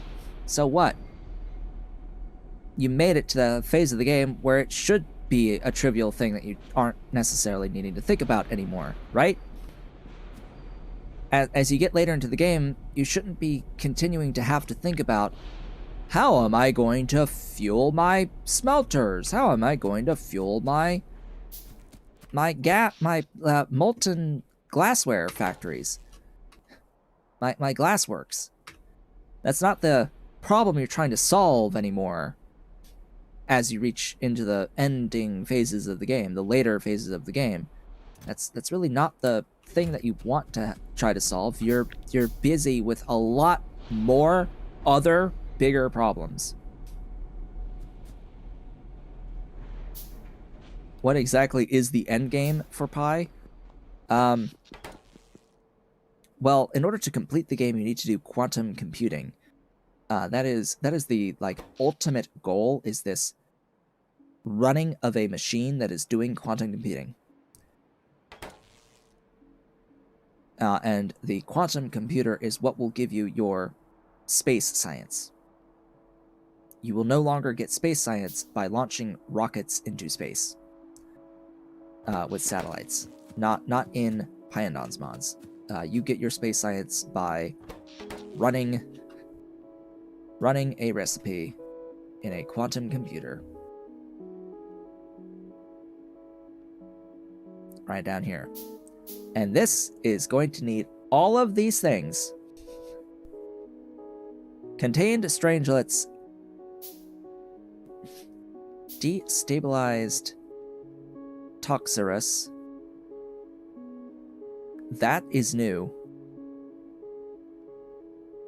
I know all these other ones, the Varphy-Josephson Junction, Quantum Vortex Storage System, Quantum Dots, Pi-Josephson Junction, and Nitrogen Vacancy Center, and I know the strangelets. I know the liquid helium, the yellow cake, and the vacuum. The strangelets come from antelope. Schrodinger's antelopes. They give you strangelets when you destroy them. They still don't give the freaking cage back. God dang it, Pi. It's been how long and you still haven't fixed this? Anyway, what is this? Oh.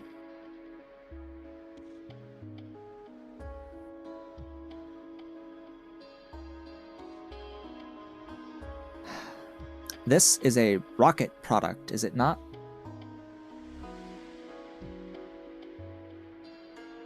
This is a rocket product, that's why it's not here.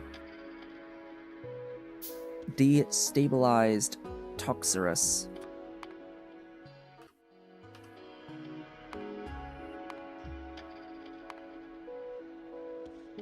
It'd be in here,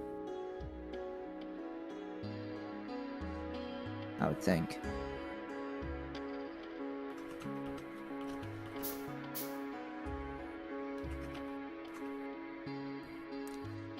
Aha! Hey, wouldn't you know it? It's the rocket launch product. Thanks. Thanks, Pi.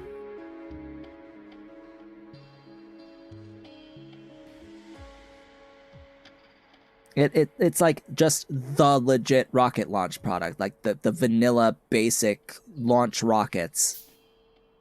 Oh, and you now need cotton guts. And high-tech... You're new.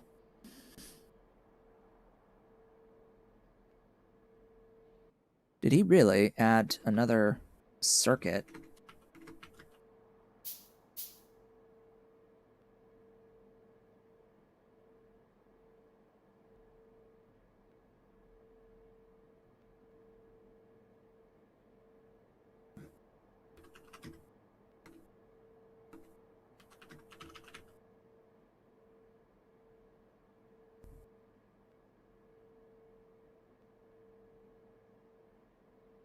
Or did he rename circuit 3s?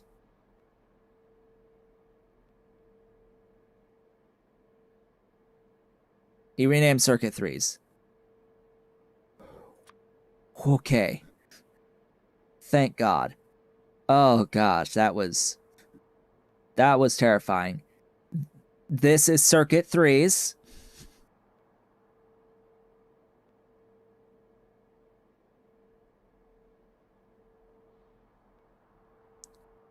This is circuit 3s. The intelligent unit is circuit 4. And that's always been that way. They added cooling systems. That's new to me. You need it for utility science for these intelligent units. But yeah, now this is neuromorphic chips. That's different. They added neuromorphic chips to circuit 3s, I think. Cooling systems. Of course, the MOSFET change happened towards the end of, like, during my Pydu series. MOSFET was during my Pydu series. That's not exactly new per se. It's what I know about.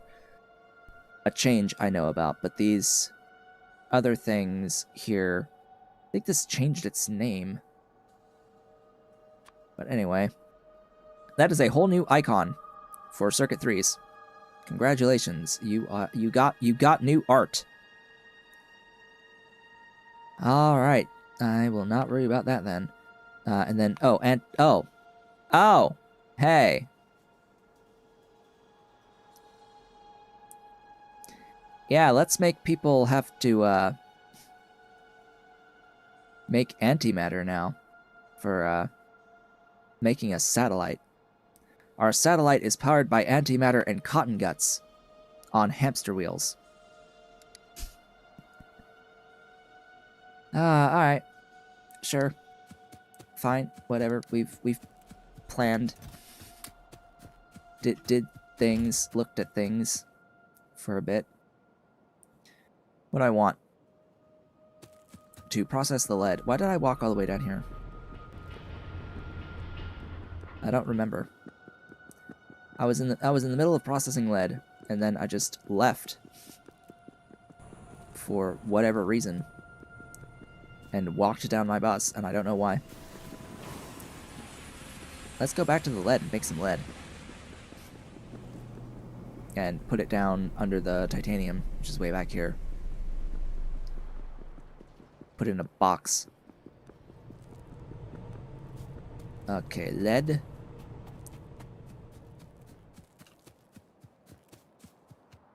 I have advanced foundries.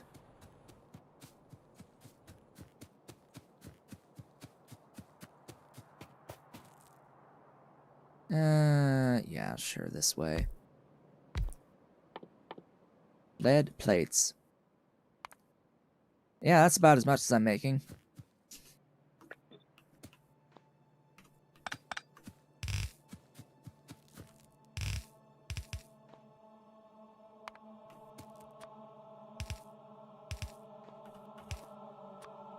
There we go.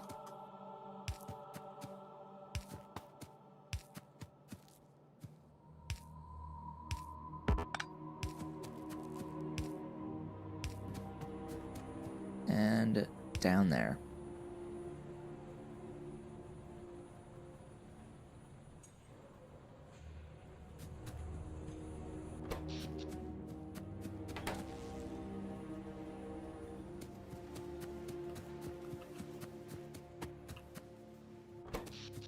Oh, there needed to be some changes to needing to make some of these newer creatures for things, like Archods. Like, Archods, when I had played this last, didn't really have much of a purpose yet.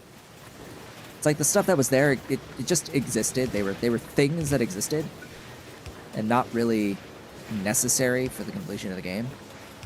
Now they're necessary for the completion of the game. And Corlax came later for stuff, but now it seems they're needed a bit earlier. You're saying they're needed for Alien Sample 2?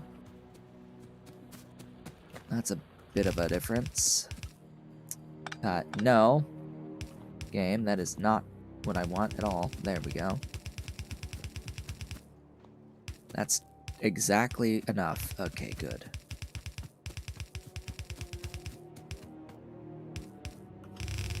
Ta-da! Into box and off we go.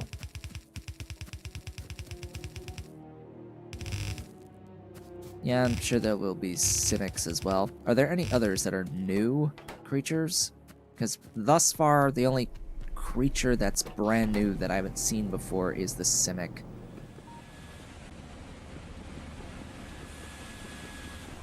I don't think there are. But anyway, last thing that I know that I was new to me was the Archod. I think. I need belt. Where's my belt?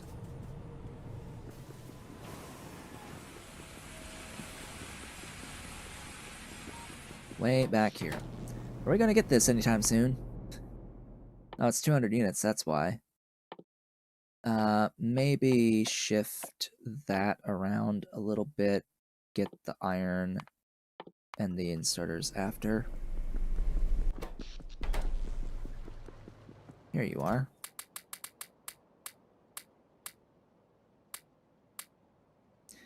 You know what Nullius does that Pi should do? Set the transport belt stack size to 200. And it sets the underground belt size to 100, I think. It like doubled all the standard belt logistic stack sizes. It's like he's messed around with all these other stack sizes for all the other things and ingredients. It's like, okay, well, can we please get that on belts? That would be very appreciated. So, we have lead now. In very small amounts, but we do have lead now. Oh, and I needed, right, the storage tanks, hello. They are on their way. I don't actually have anything that I can spend the lead on right now, I think. I do have compost plants. I could transition my carbon dioxide. Maybe. But I'm starting to see a little bit of an issue here. In that I'm not consuming enough of the coke. So all the coke that I'm making up here, like this is stopped. Which means that I'm not getting tar and coal gas out of this as much anymore. Similarly down here, things are like that as well.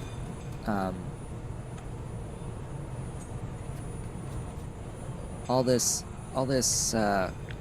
coke is fortunately getting used as it goes down this line, but just sucks. Oh, and I'm not even oh boy. Well, thanks for the stack of iron.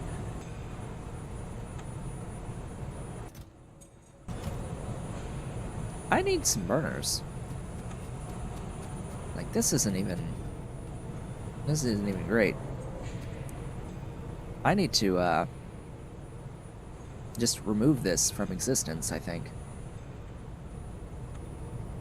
I think I need to remove this from existence.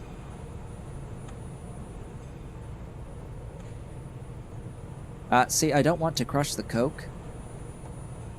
Like, I don't want to get rid of the coke here because it's coming from a mined resource through the crushed coal.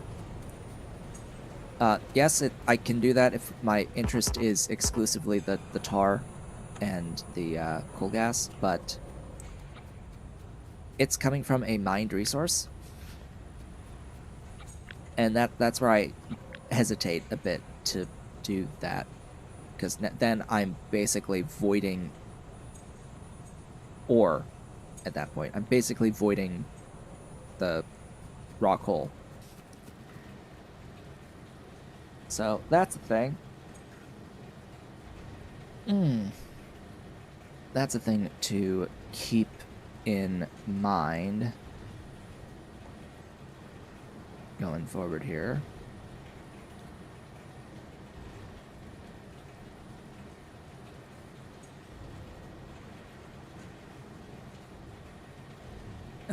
Is that I just don't want to waste the rock hole. Ideally, I don't want to waste the rock hole. Who cares? It's infinite. Yeah, it is ish infinite resources.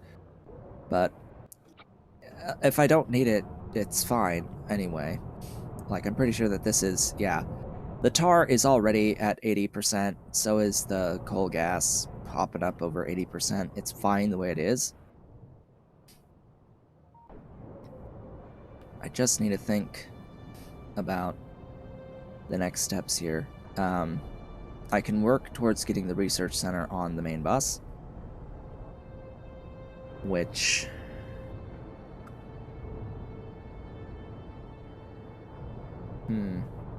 which means getting this. I can get this on the main bus.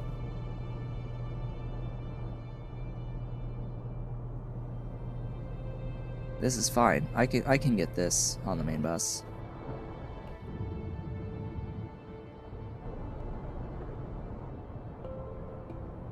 And the other thing is the latex. Oh, right. I need to get the latex on the main bus no matter what, because I need latex to make rubber in the first place. So that is a great spot to actually begin here. Now, the latex is for the stoppers, primarily, but I want the latex as latex, and this will also mean more sap. So to get the latex, I need the sap, I need the formic with carbon dioxide, which is already on the bus. I will need to do sodium alginate from the seaweed, limestone, and stone. I've got all of this on my bus, so I can put in DDC line to do that, get formic, bring that over, make creamy latex out of sap and limestone, and then into the latex in the end, and then just use some of that. I will need to bring coal as coal onto the bus to actually make the rubber stoppers.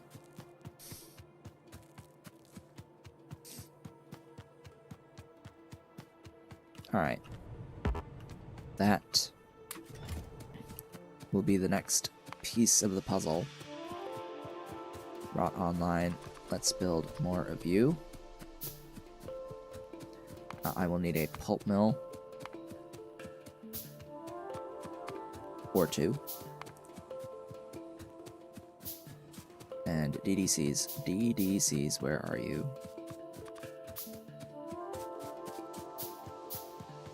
Hey, some ADA tar processing unit. Who ate a tar processing unit?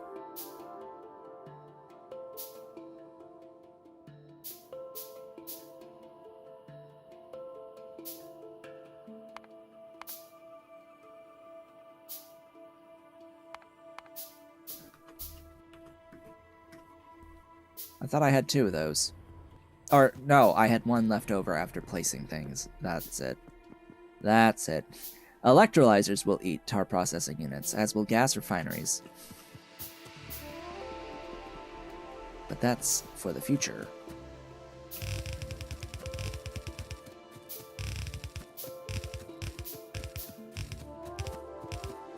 And of course, I will want to get into Rockhole Stage 1, so I can crush it directly.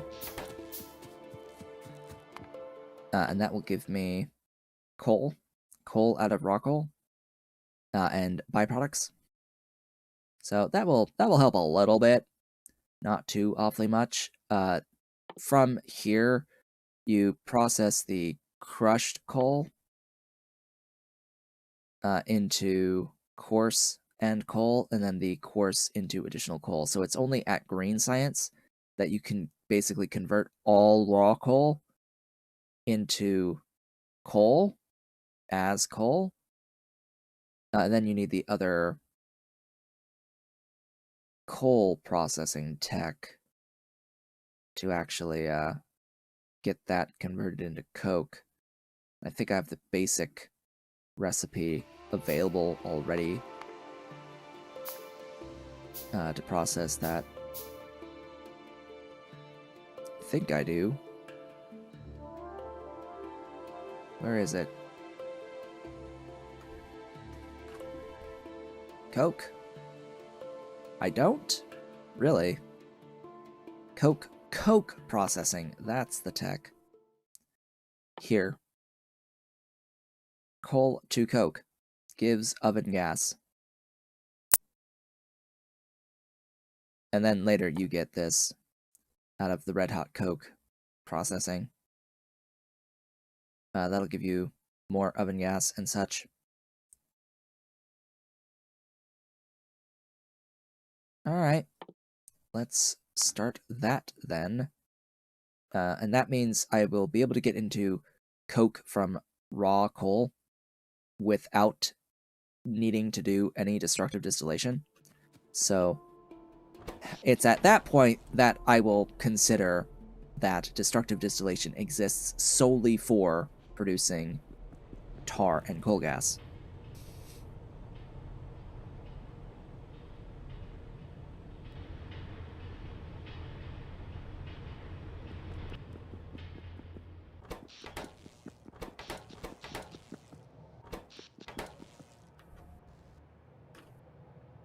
So that will be part of it, just having the destructive distillation of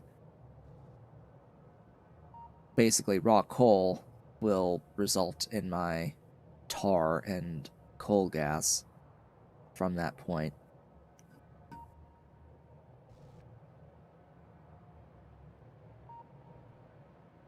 Huh?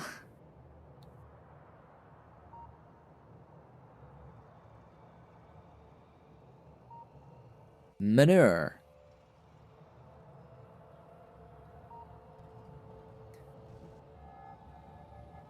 That's reasonable for that phase of the game, right? Biotech Stage 3? That's actually semi-reasonable.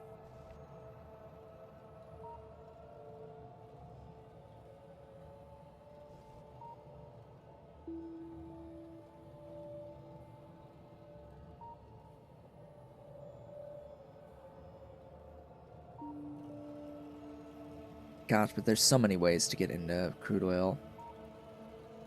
Not so many to get into natural gas. Well, many actually to get into natural gas. There's bio-oil. There's Kerogen. It's just a shame that Kerogen comes so late in the game.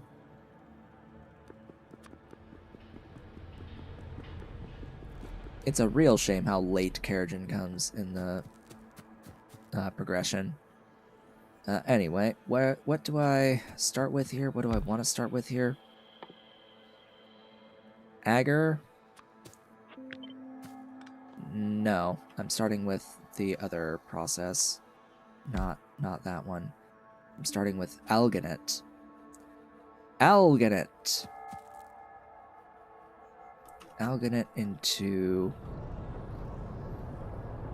a DDC that uses the formic, so alginate into formic into latex slabs from creamy latex. I need a washer. Or several.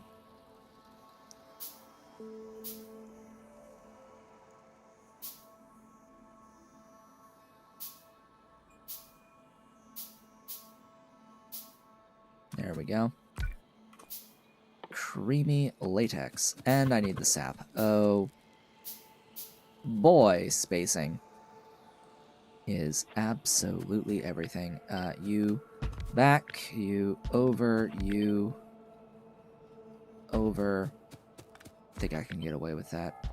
You over, and then sap extractors. I need sap trees. I need a botanical nursery.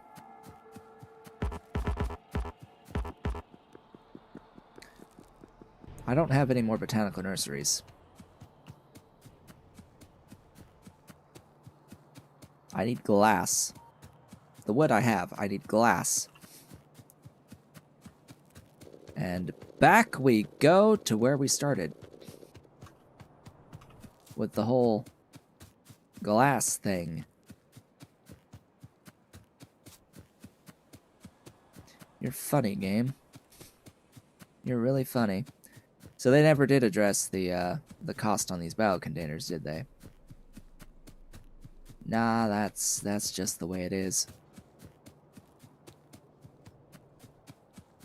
So, biocontainers have a fuel value. They get used in collectors. And the collectors are placed on the bioreserves. And they output samples. They essentially convert containers into samples in a 1-to-1 ratio under normal circumstances, unless you make the collectors efficient. Then you can actually get more samples out than collectors put in, but whatever. Maybe they removed that ability. Okay. Glass. I need to switch you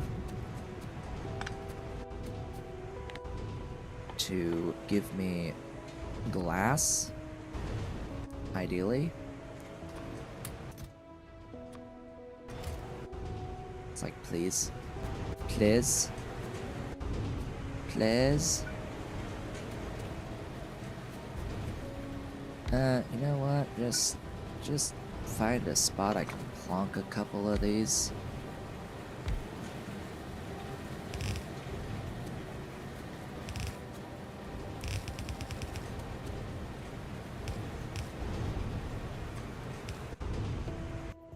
That will work.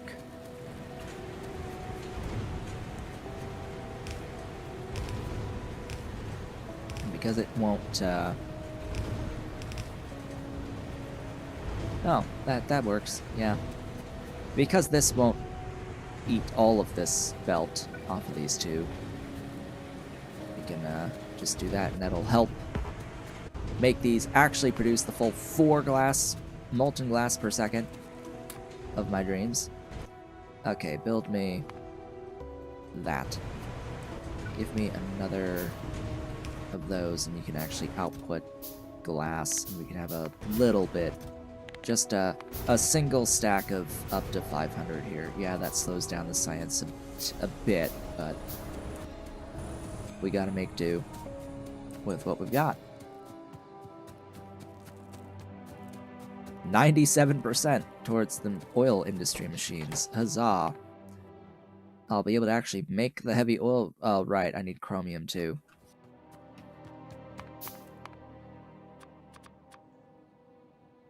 Really?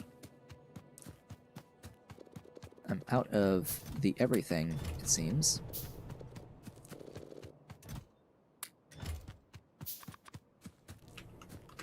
Wow, iron, iron, iron, iron. You are lacking.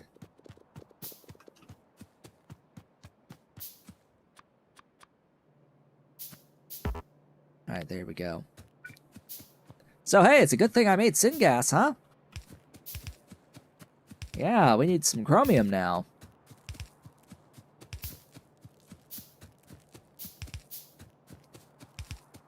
So I need to take the tech that lets you do that. There will be a quartz processing tech that is completely separate. But yes, there is that I can get it out of powdered quartz. I will absolutely do it out of powdered quartz to get more molten glass out for the ore in. Not even a competition at that point. It will be out of the the powdered quartz using pure sand.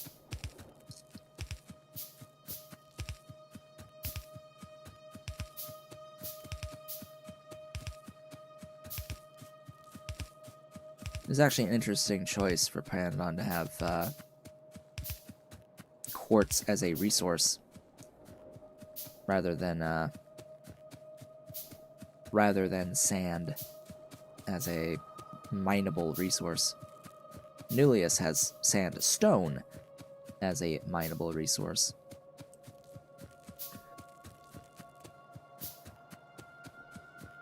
Which, you know, on Earth, sandstone is pretty common, ubiquitous, it's everywhere. Literally everywhere, just, you know, just like limestone.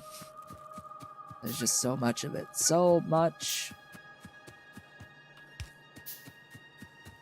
So very much of these things. Alright, you.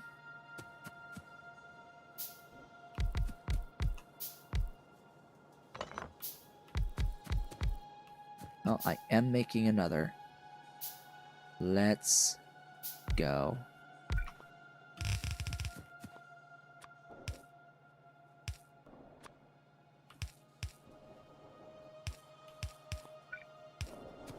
Ta-da! Fueled!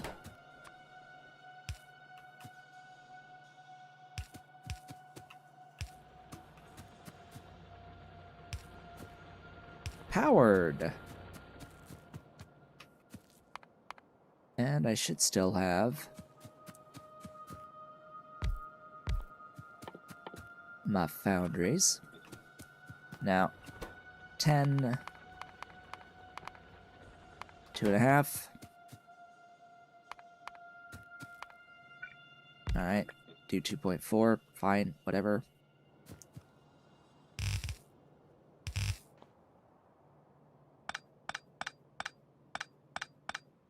You take in 0.8. I think that's gonna be fine, actually. Just to have the regular inserters here.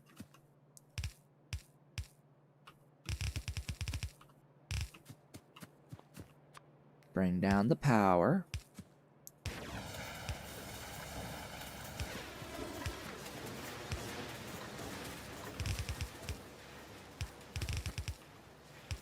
And chromium plates. Huzzah.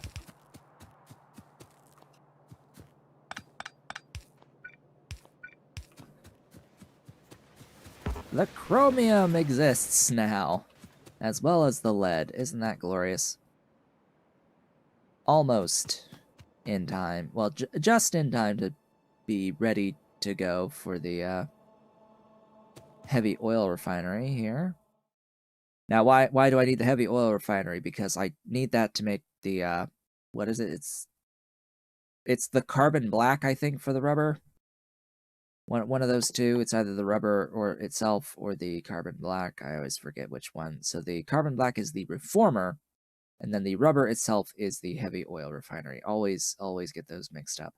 So rubber is made in the heavy oil refinery, and then the reformer is lead and titanium, which, yeah, we have all those things. We have all of those things now. We should be able to make absolutely everything here. Oh yeah, and if I had Nextlet, I could make oil sand extractors. Not like I can actually do anything with the oil sand extractors, but, yeah, we could make those. If only it wasn't such a pain in the butt to use the oil sand resource.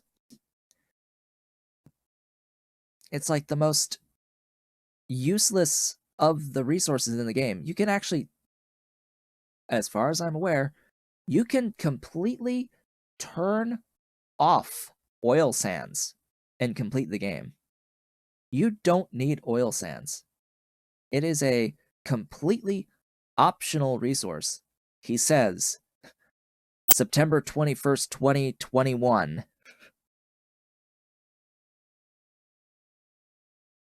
As far as I'm aware, it is a completely optional resource. Now, really, the reason why it's like mostly useless is that the oil sands, let's go in reverse, oil sand. This stuff in here, as I reverse this, it's used in a couple of recipes. One is oil sand into crushed oil sand. And then you need both of these other ones. So then we need the matrix solver here.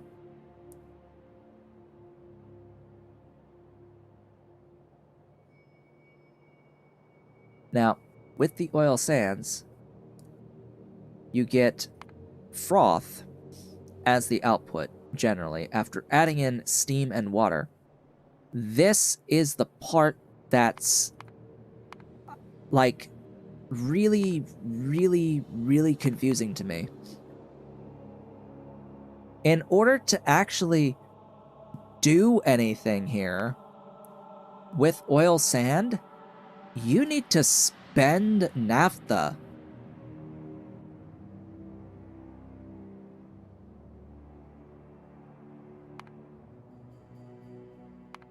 So if I had like 5 or 15, a belt of the oil sands in, say, mined from the oil extractors, yeah, that could make 312.5 bitumen.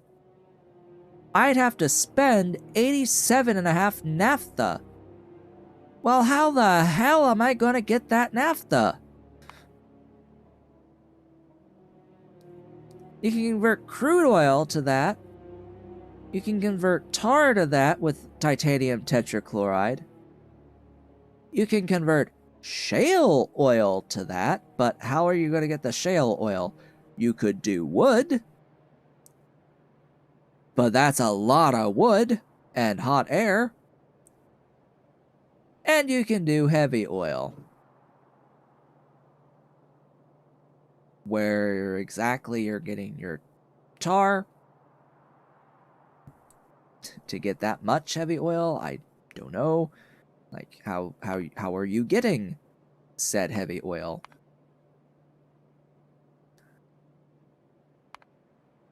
I don't know. Hey, you can make it out of bitumen with chromium.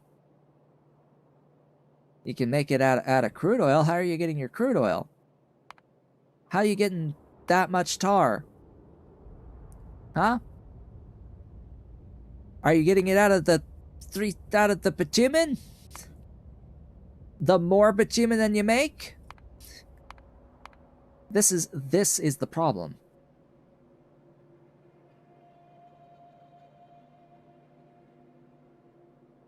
Like, I don't know why it exists at all. Like, bitumen can be used for so many great, like, various things.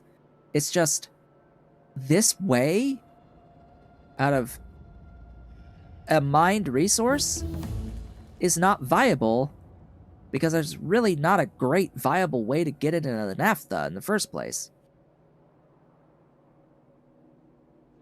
Like, is that crazy? Am I crazy here? Is there like a godly way of getting into dedicated naphtha? Or the stuff that makes it? Because I don't know, shale oil is,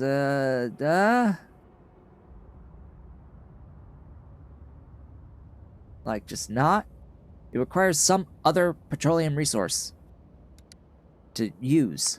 Like, huh? Isn't the point to be a petroleum resource in the first place?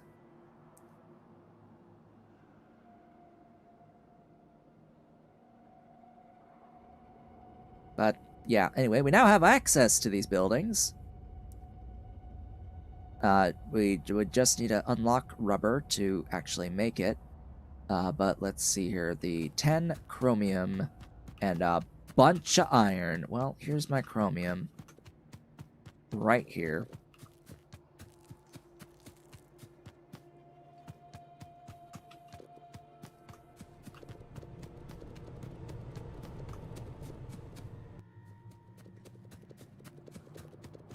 And the seeps just become oil, or natural gas, or tar. There's really no other option there.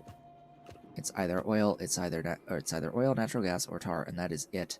I could make one heavy oil refinery. Huzzah!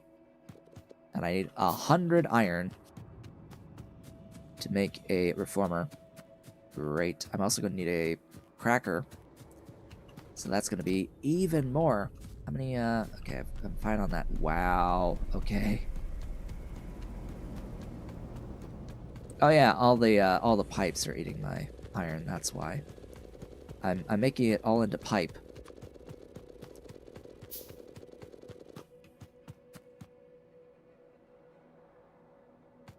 You need lead and copper.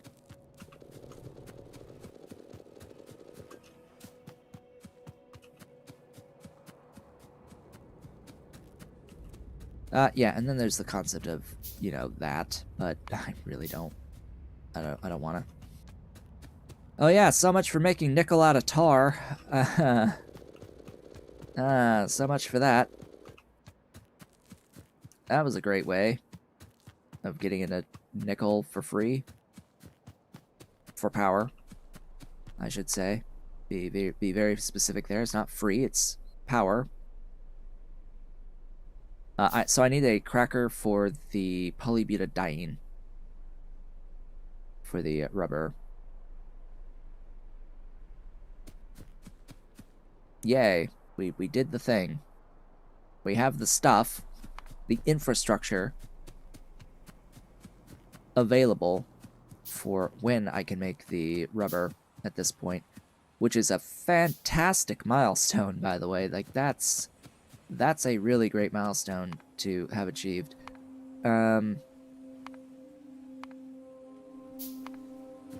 What else? What's next? Well, I happen to be holding onto a few fastwood forestries, so I wanted to place those down. Right, quick. Just place down a few of these fastwoods that I've made just to help with getting way more stuff online here. Or eraser destroy. There we go. Doing its job. Destroying all of the things. I will, in fact, eventually completely annihilate all of the starting resources. Just as an FYI. Once I replace my main bus to my mall with the rails, and all the stuff that was on the main bus is provided by rails. Yeah, the entire thing is getting deleted, along with all of the starting zone resources. That is gonna happen. Is this actually gonna be... Right, can I just do this? Does that work? Yes. I wonder if I have enough nanobot ammo for this. If not, I've got bots. Because I have both. I have Tiny Start and these nanobots. Oh good, my settings are great. It's queuing up a ton. Do I need more ammo? Most likely. Ammo.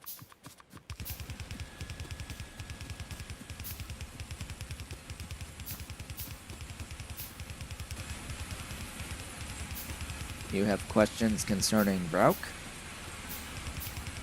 What about Vrauk?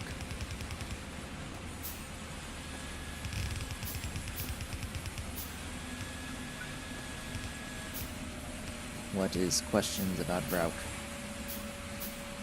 Vrauk are your first creature that you need to get into. That we will need to get into, actually. Thinking about it, sometime soon.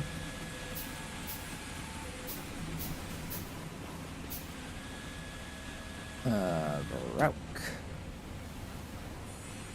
Yeah. So what about the Vrauk?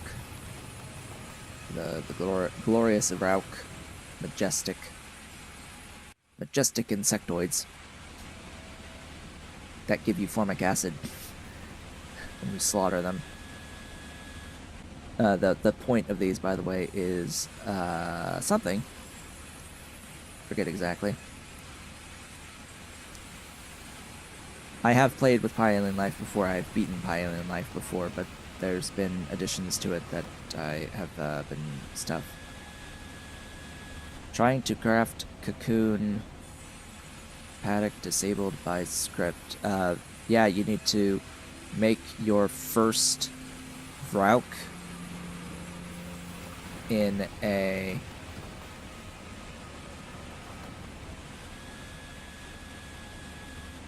creature chamber out of this recipe. You need to make a Vrauk in a creature chamber using this recipe, and then put that Vrauk Mark 1 as a module in your Vrauk paddock in order to then make more Vrauk through the Vrauk paddock instead of having to do this really expensive recipe. Your first creature, animal, whatever, will be made in creature chamber. And this same mechanic will apply to the plants as well. The plants will also need to be made in the botanical nursery. Your first several copies of plants need to be done that way and put into the module slots of the buildings in the end. So, yeah.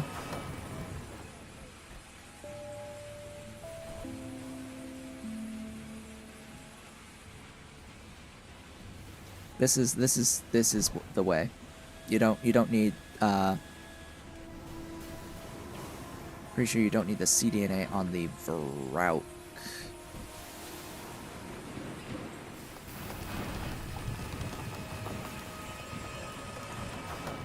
The cDNA is going to get used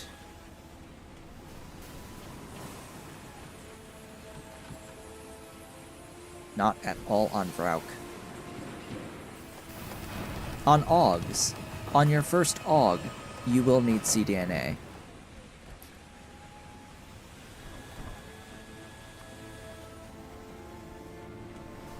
Did I change the sound of the game after switching to XSplit? Not necessarily. It's just that XSplit doesn't do auto ducking as well. But yeah, I can reduce the volume if it's really loud. I know that the saw blades are really loud there. That's not sounds. That's sounds. Stuff. What is it? What is it technically? Is it a game effect or an environment sound? It's one of those.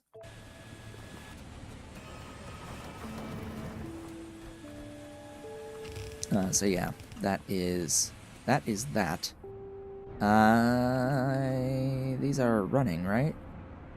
They just need their modules. The trees need their trees.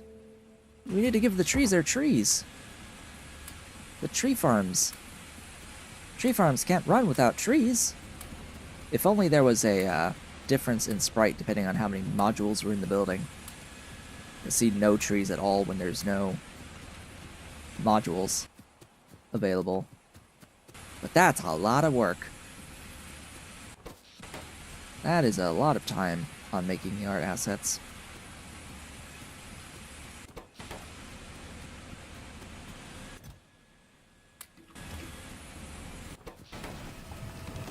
Alright, and that means that I will need to chop these again. And just because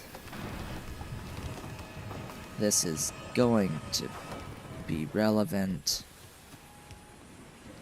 I think I'm gonna need to have this as my biomass thing.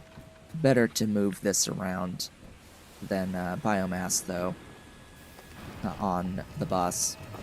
Just log up the bus.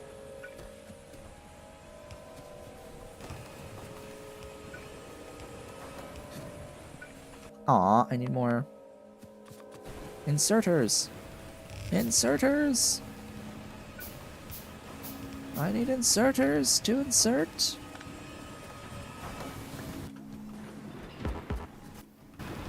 There we go. Now we have 5. Now we have 3 whole wood. This is, what, 12 plus 10, 11, 12, 13, 14, 15. 1.1 log. That's what I've got right now. 1.1.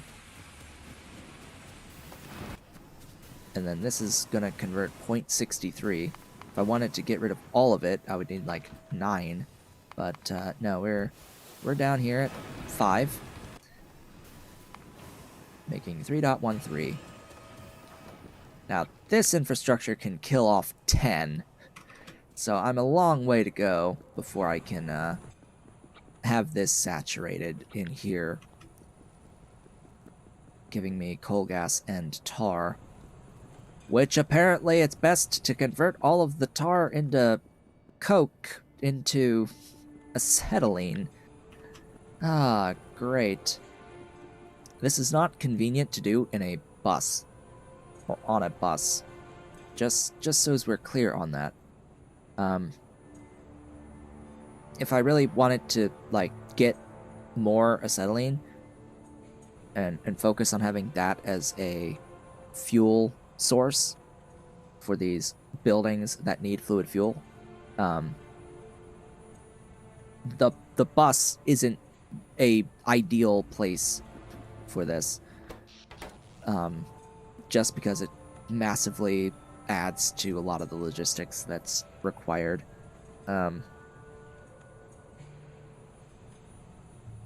It's just I would be taking my tar, all of it, and it would convert it as much as it needed into acetylene,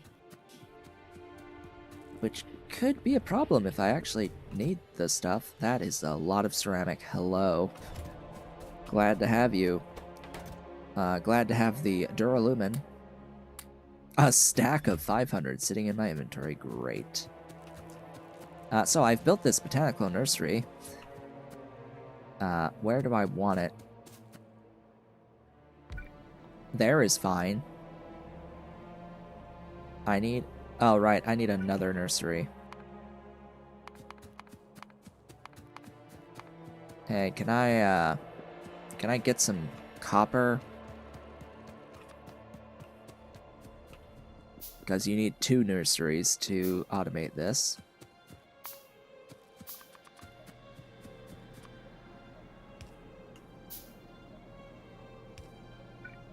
Actually, it will be here. And in a chest. And then the other nursery that will get placed is going to make the seeds. Yeah, it gets long. It gets it gets to be sizable. You should see my first playthrough of this. Oh god, yeah, you should see the first playthrough of this. It was before Pi Alien Life, but yeah. That series is called Pyandons Off the Rails. Off the rails, like the saying as well applies. I main bust all the way through Circuit 2s in Blue Science. My main bus was larger than this. You see how much I have reserved for main bus so far? That bus was bigger, wider, I'm pretty sure. It had a turn in it. I did a right angle turn on it, and yeah, I bust all the way through Circuit 2s. and blue science before I stopped the bus and transitioned to bots. And I never built rail in the entire factory. I beat the game without rails. So at the time, I didn't actually understand rails. I hadn't learned rails yet. So, yeah. I didn't use trains. At all. That entire playthrough. It was interesting, to say the least. Thus, off the rails. And I spent a significant amount of time attempting to get every single resource infinitely without needing to mine any of it. Basically, almost like a C block type of thing. Because as it turns out, there were ways to get every single ore out of nothing.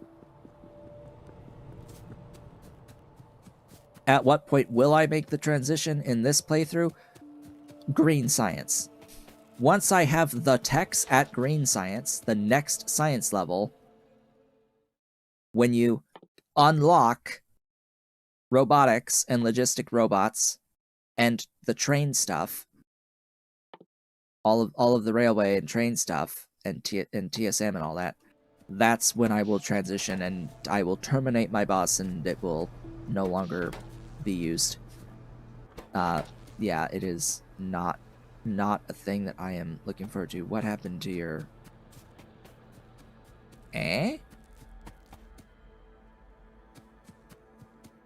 Oh.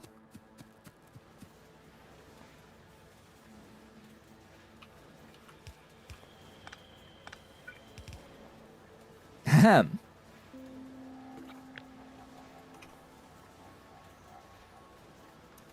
Well then. That's a thing. So, yeah. We are approaching the end of the stream at this point. We have 4 minutes of the regularly scheduled stream left. And I really don't think there's much I can really do in 4 minutes outside of trying to go over here. The reason for coming over here was to grab some sap, if there is any extra sap, because I need a bit. There is a few units of extra sap, thanks. There's just a bit of extra sap for me to make some more sap trees.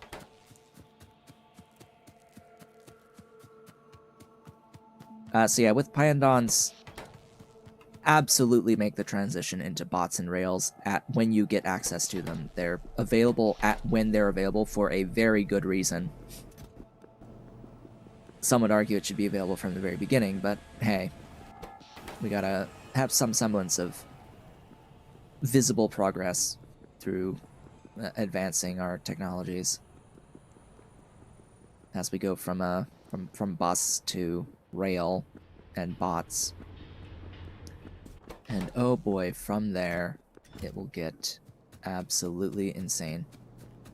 More insane than previously. You know, I'm probably just not gonna have this line. I should. Long term, I need stuff, so we're just gonna, like, load like that with the sap. Overload it with the sap. That's going to process the seeds. The seeds will process into the trees, and then the trees will go into the chests. Gosh, remember the days when nurseries had module slots? I remember the days nurseries had module slots.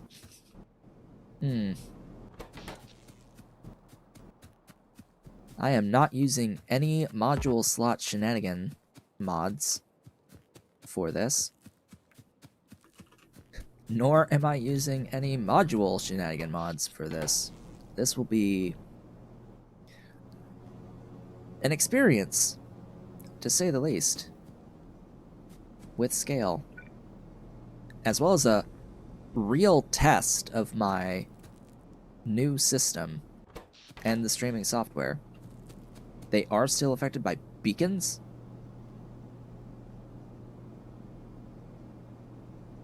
Yeah, they can be sped up, sure, but the most important thing with modules is productivity to me, and you can't productivity that.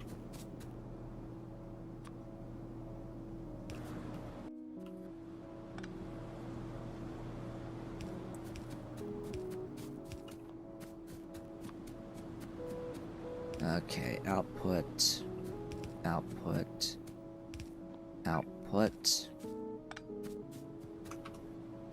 Down we go. Ta-da! Say hello to the sap. Sap is here. Sap has arrived. And this will make more trees, and so on and so forth. And more trees, more sap, more sap, more trees, more trees, more sap, more sap, more trees. And we will have what we need to get over here on the creamy latex. Huzzah! Glorious sap.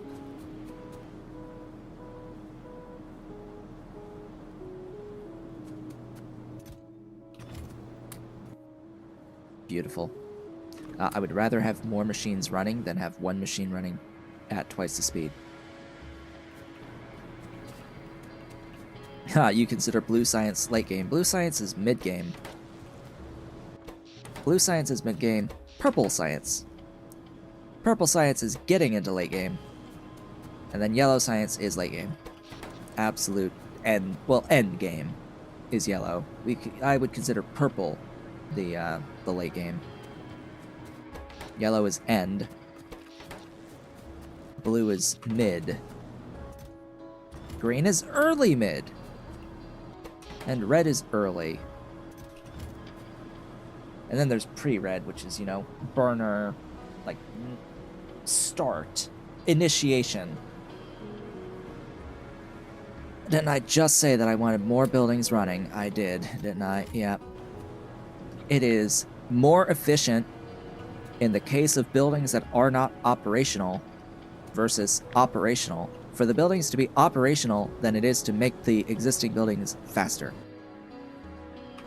Just general rule there to follow. Better to have all of your machines move over time. If they all moved slowly, then there is no difference.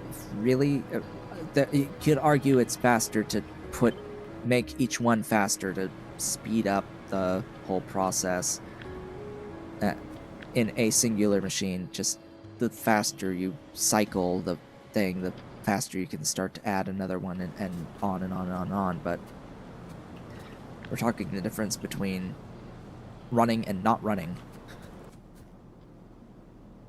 And that's the difference. That's where it matters. Better to have them all running slowly.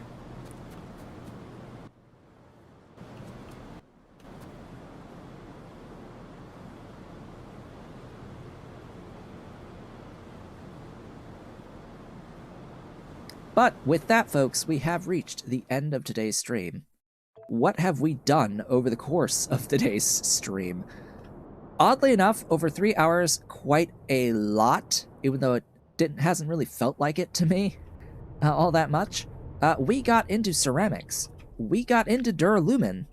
We got into, well, aromatics, technically. We're making sap, and we're working on getting into latex on the bus, and started mining and processing both chromium and lead. Like that's a bit of progress there. Quite a bit of progress there.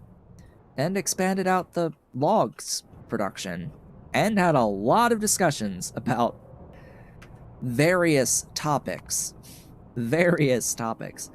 So with that, folks, I would like to thank you all for watching. This has been a Taku Show, but if you've enjoyed today's stream, please be sure to do all of the social and engagement stuff down below. leave a like, leave a comment, subscribe if you've not yet subscribed, and hit the notification bell. Consider becoming a member of the channel by hitting that great big blue join button and supporting on Patreon at patreon.com/otakushow. If you're so inclined and able, I will be back when I'm back on Thursday, and I will see you all on the next one.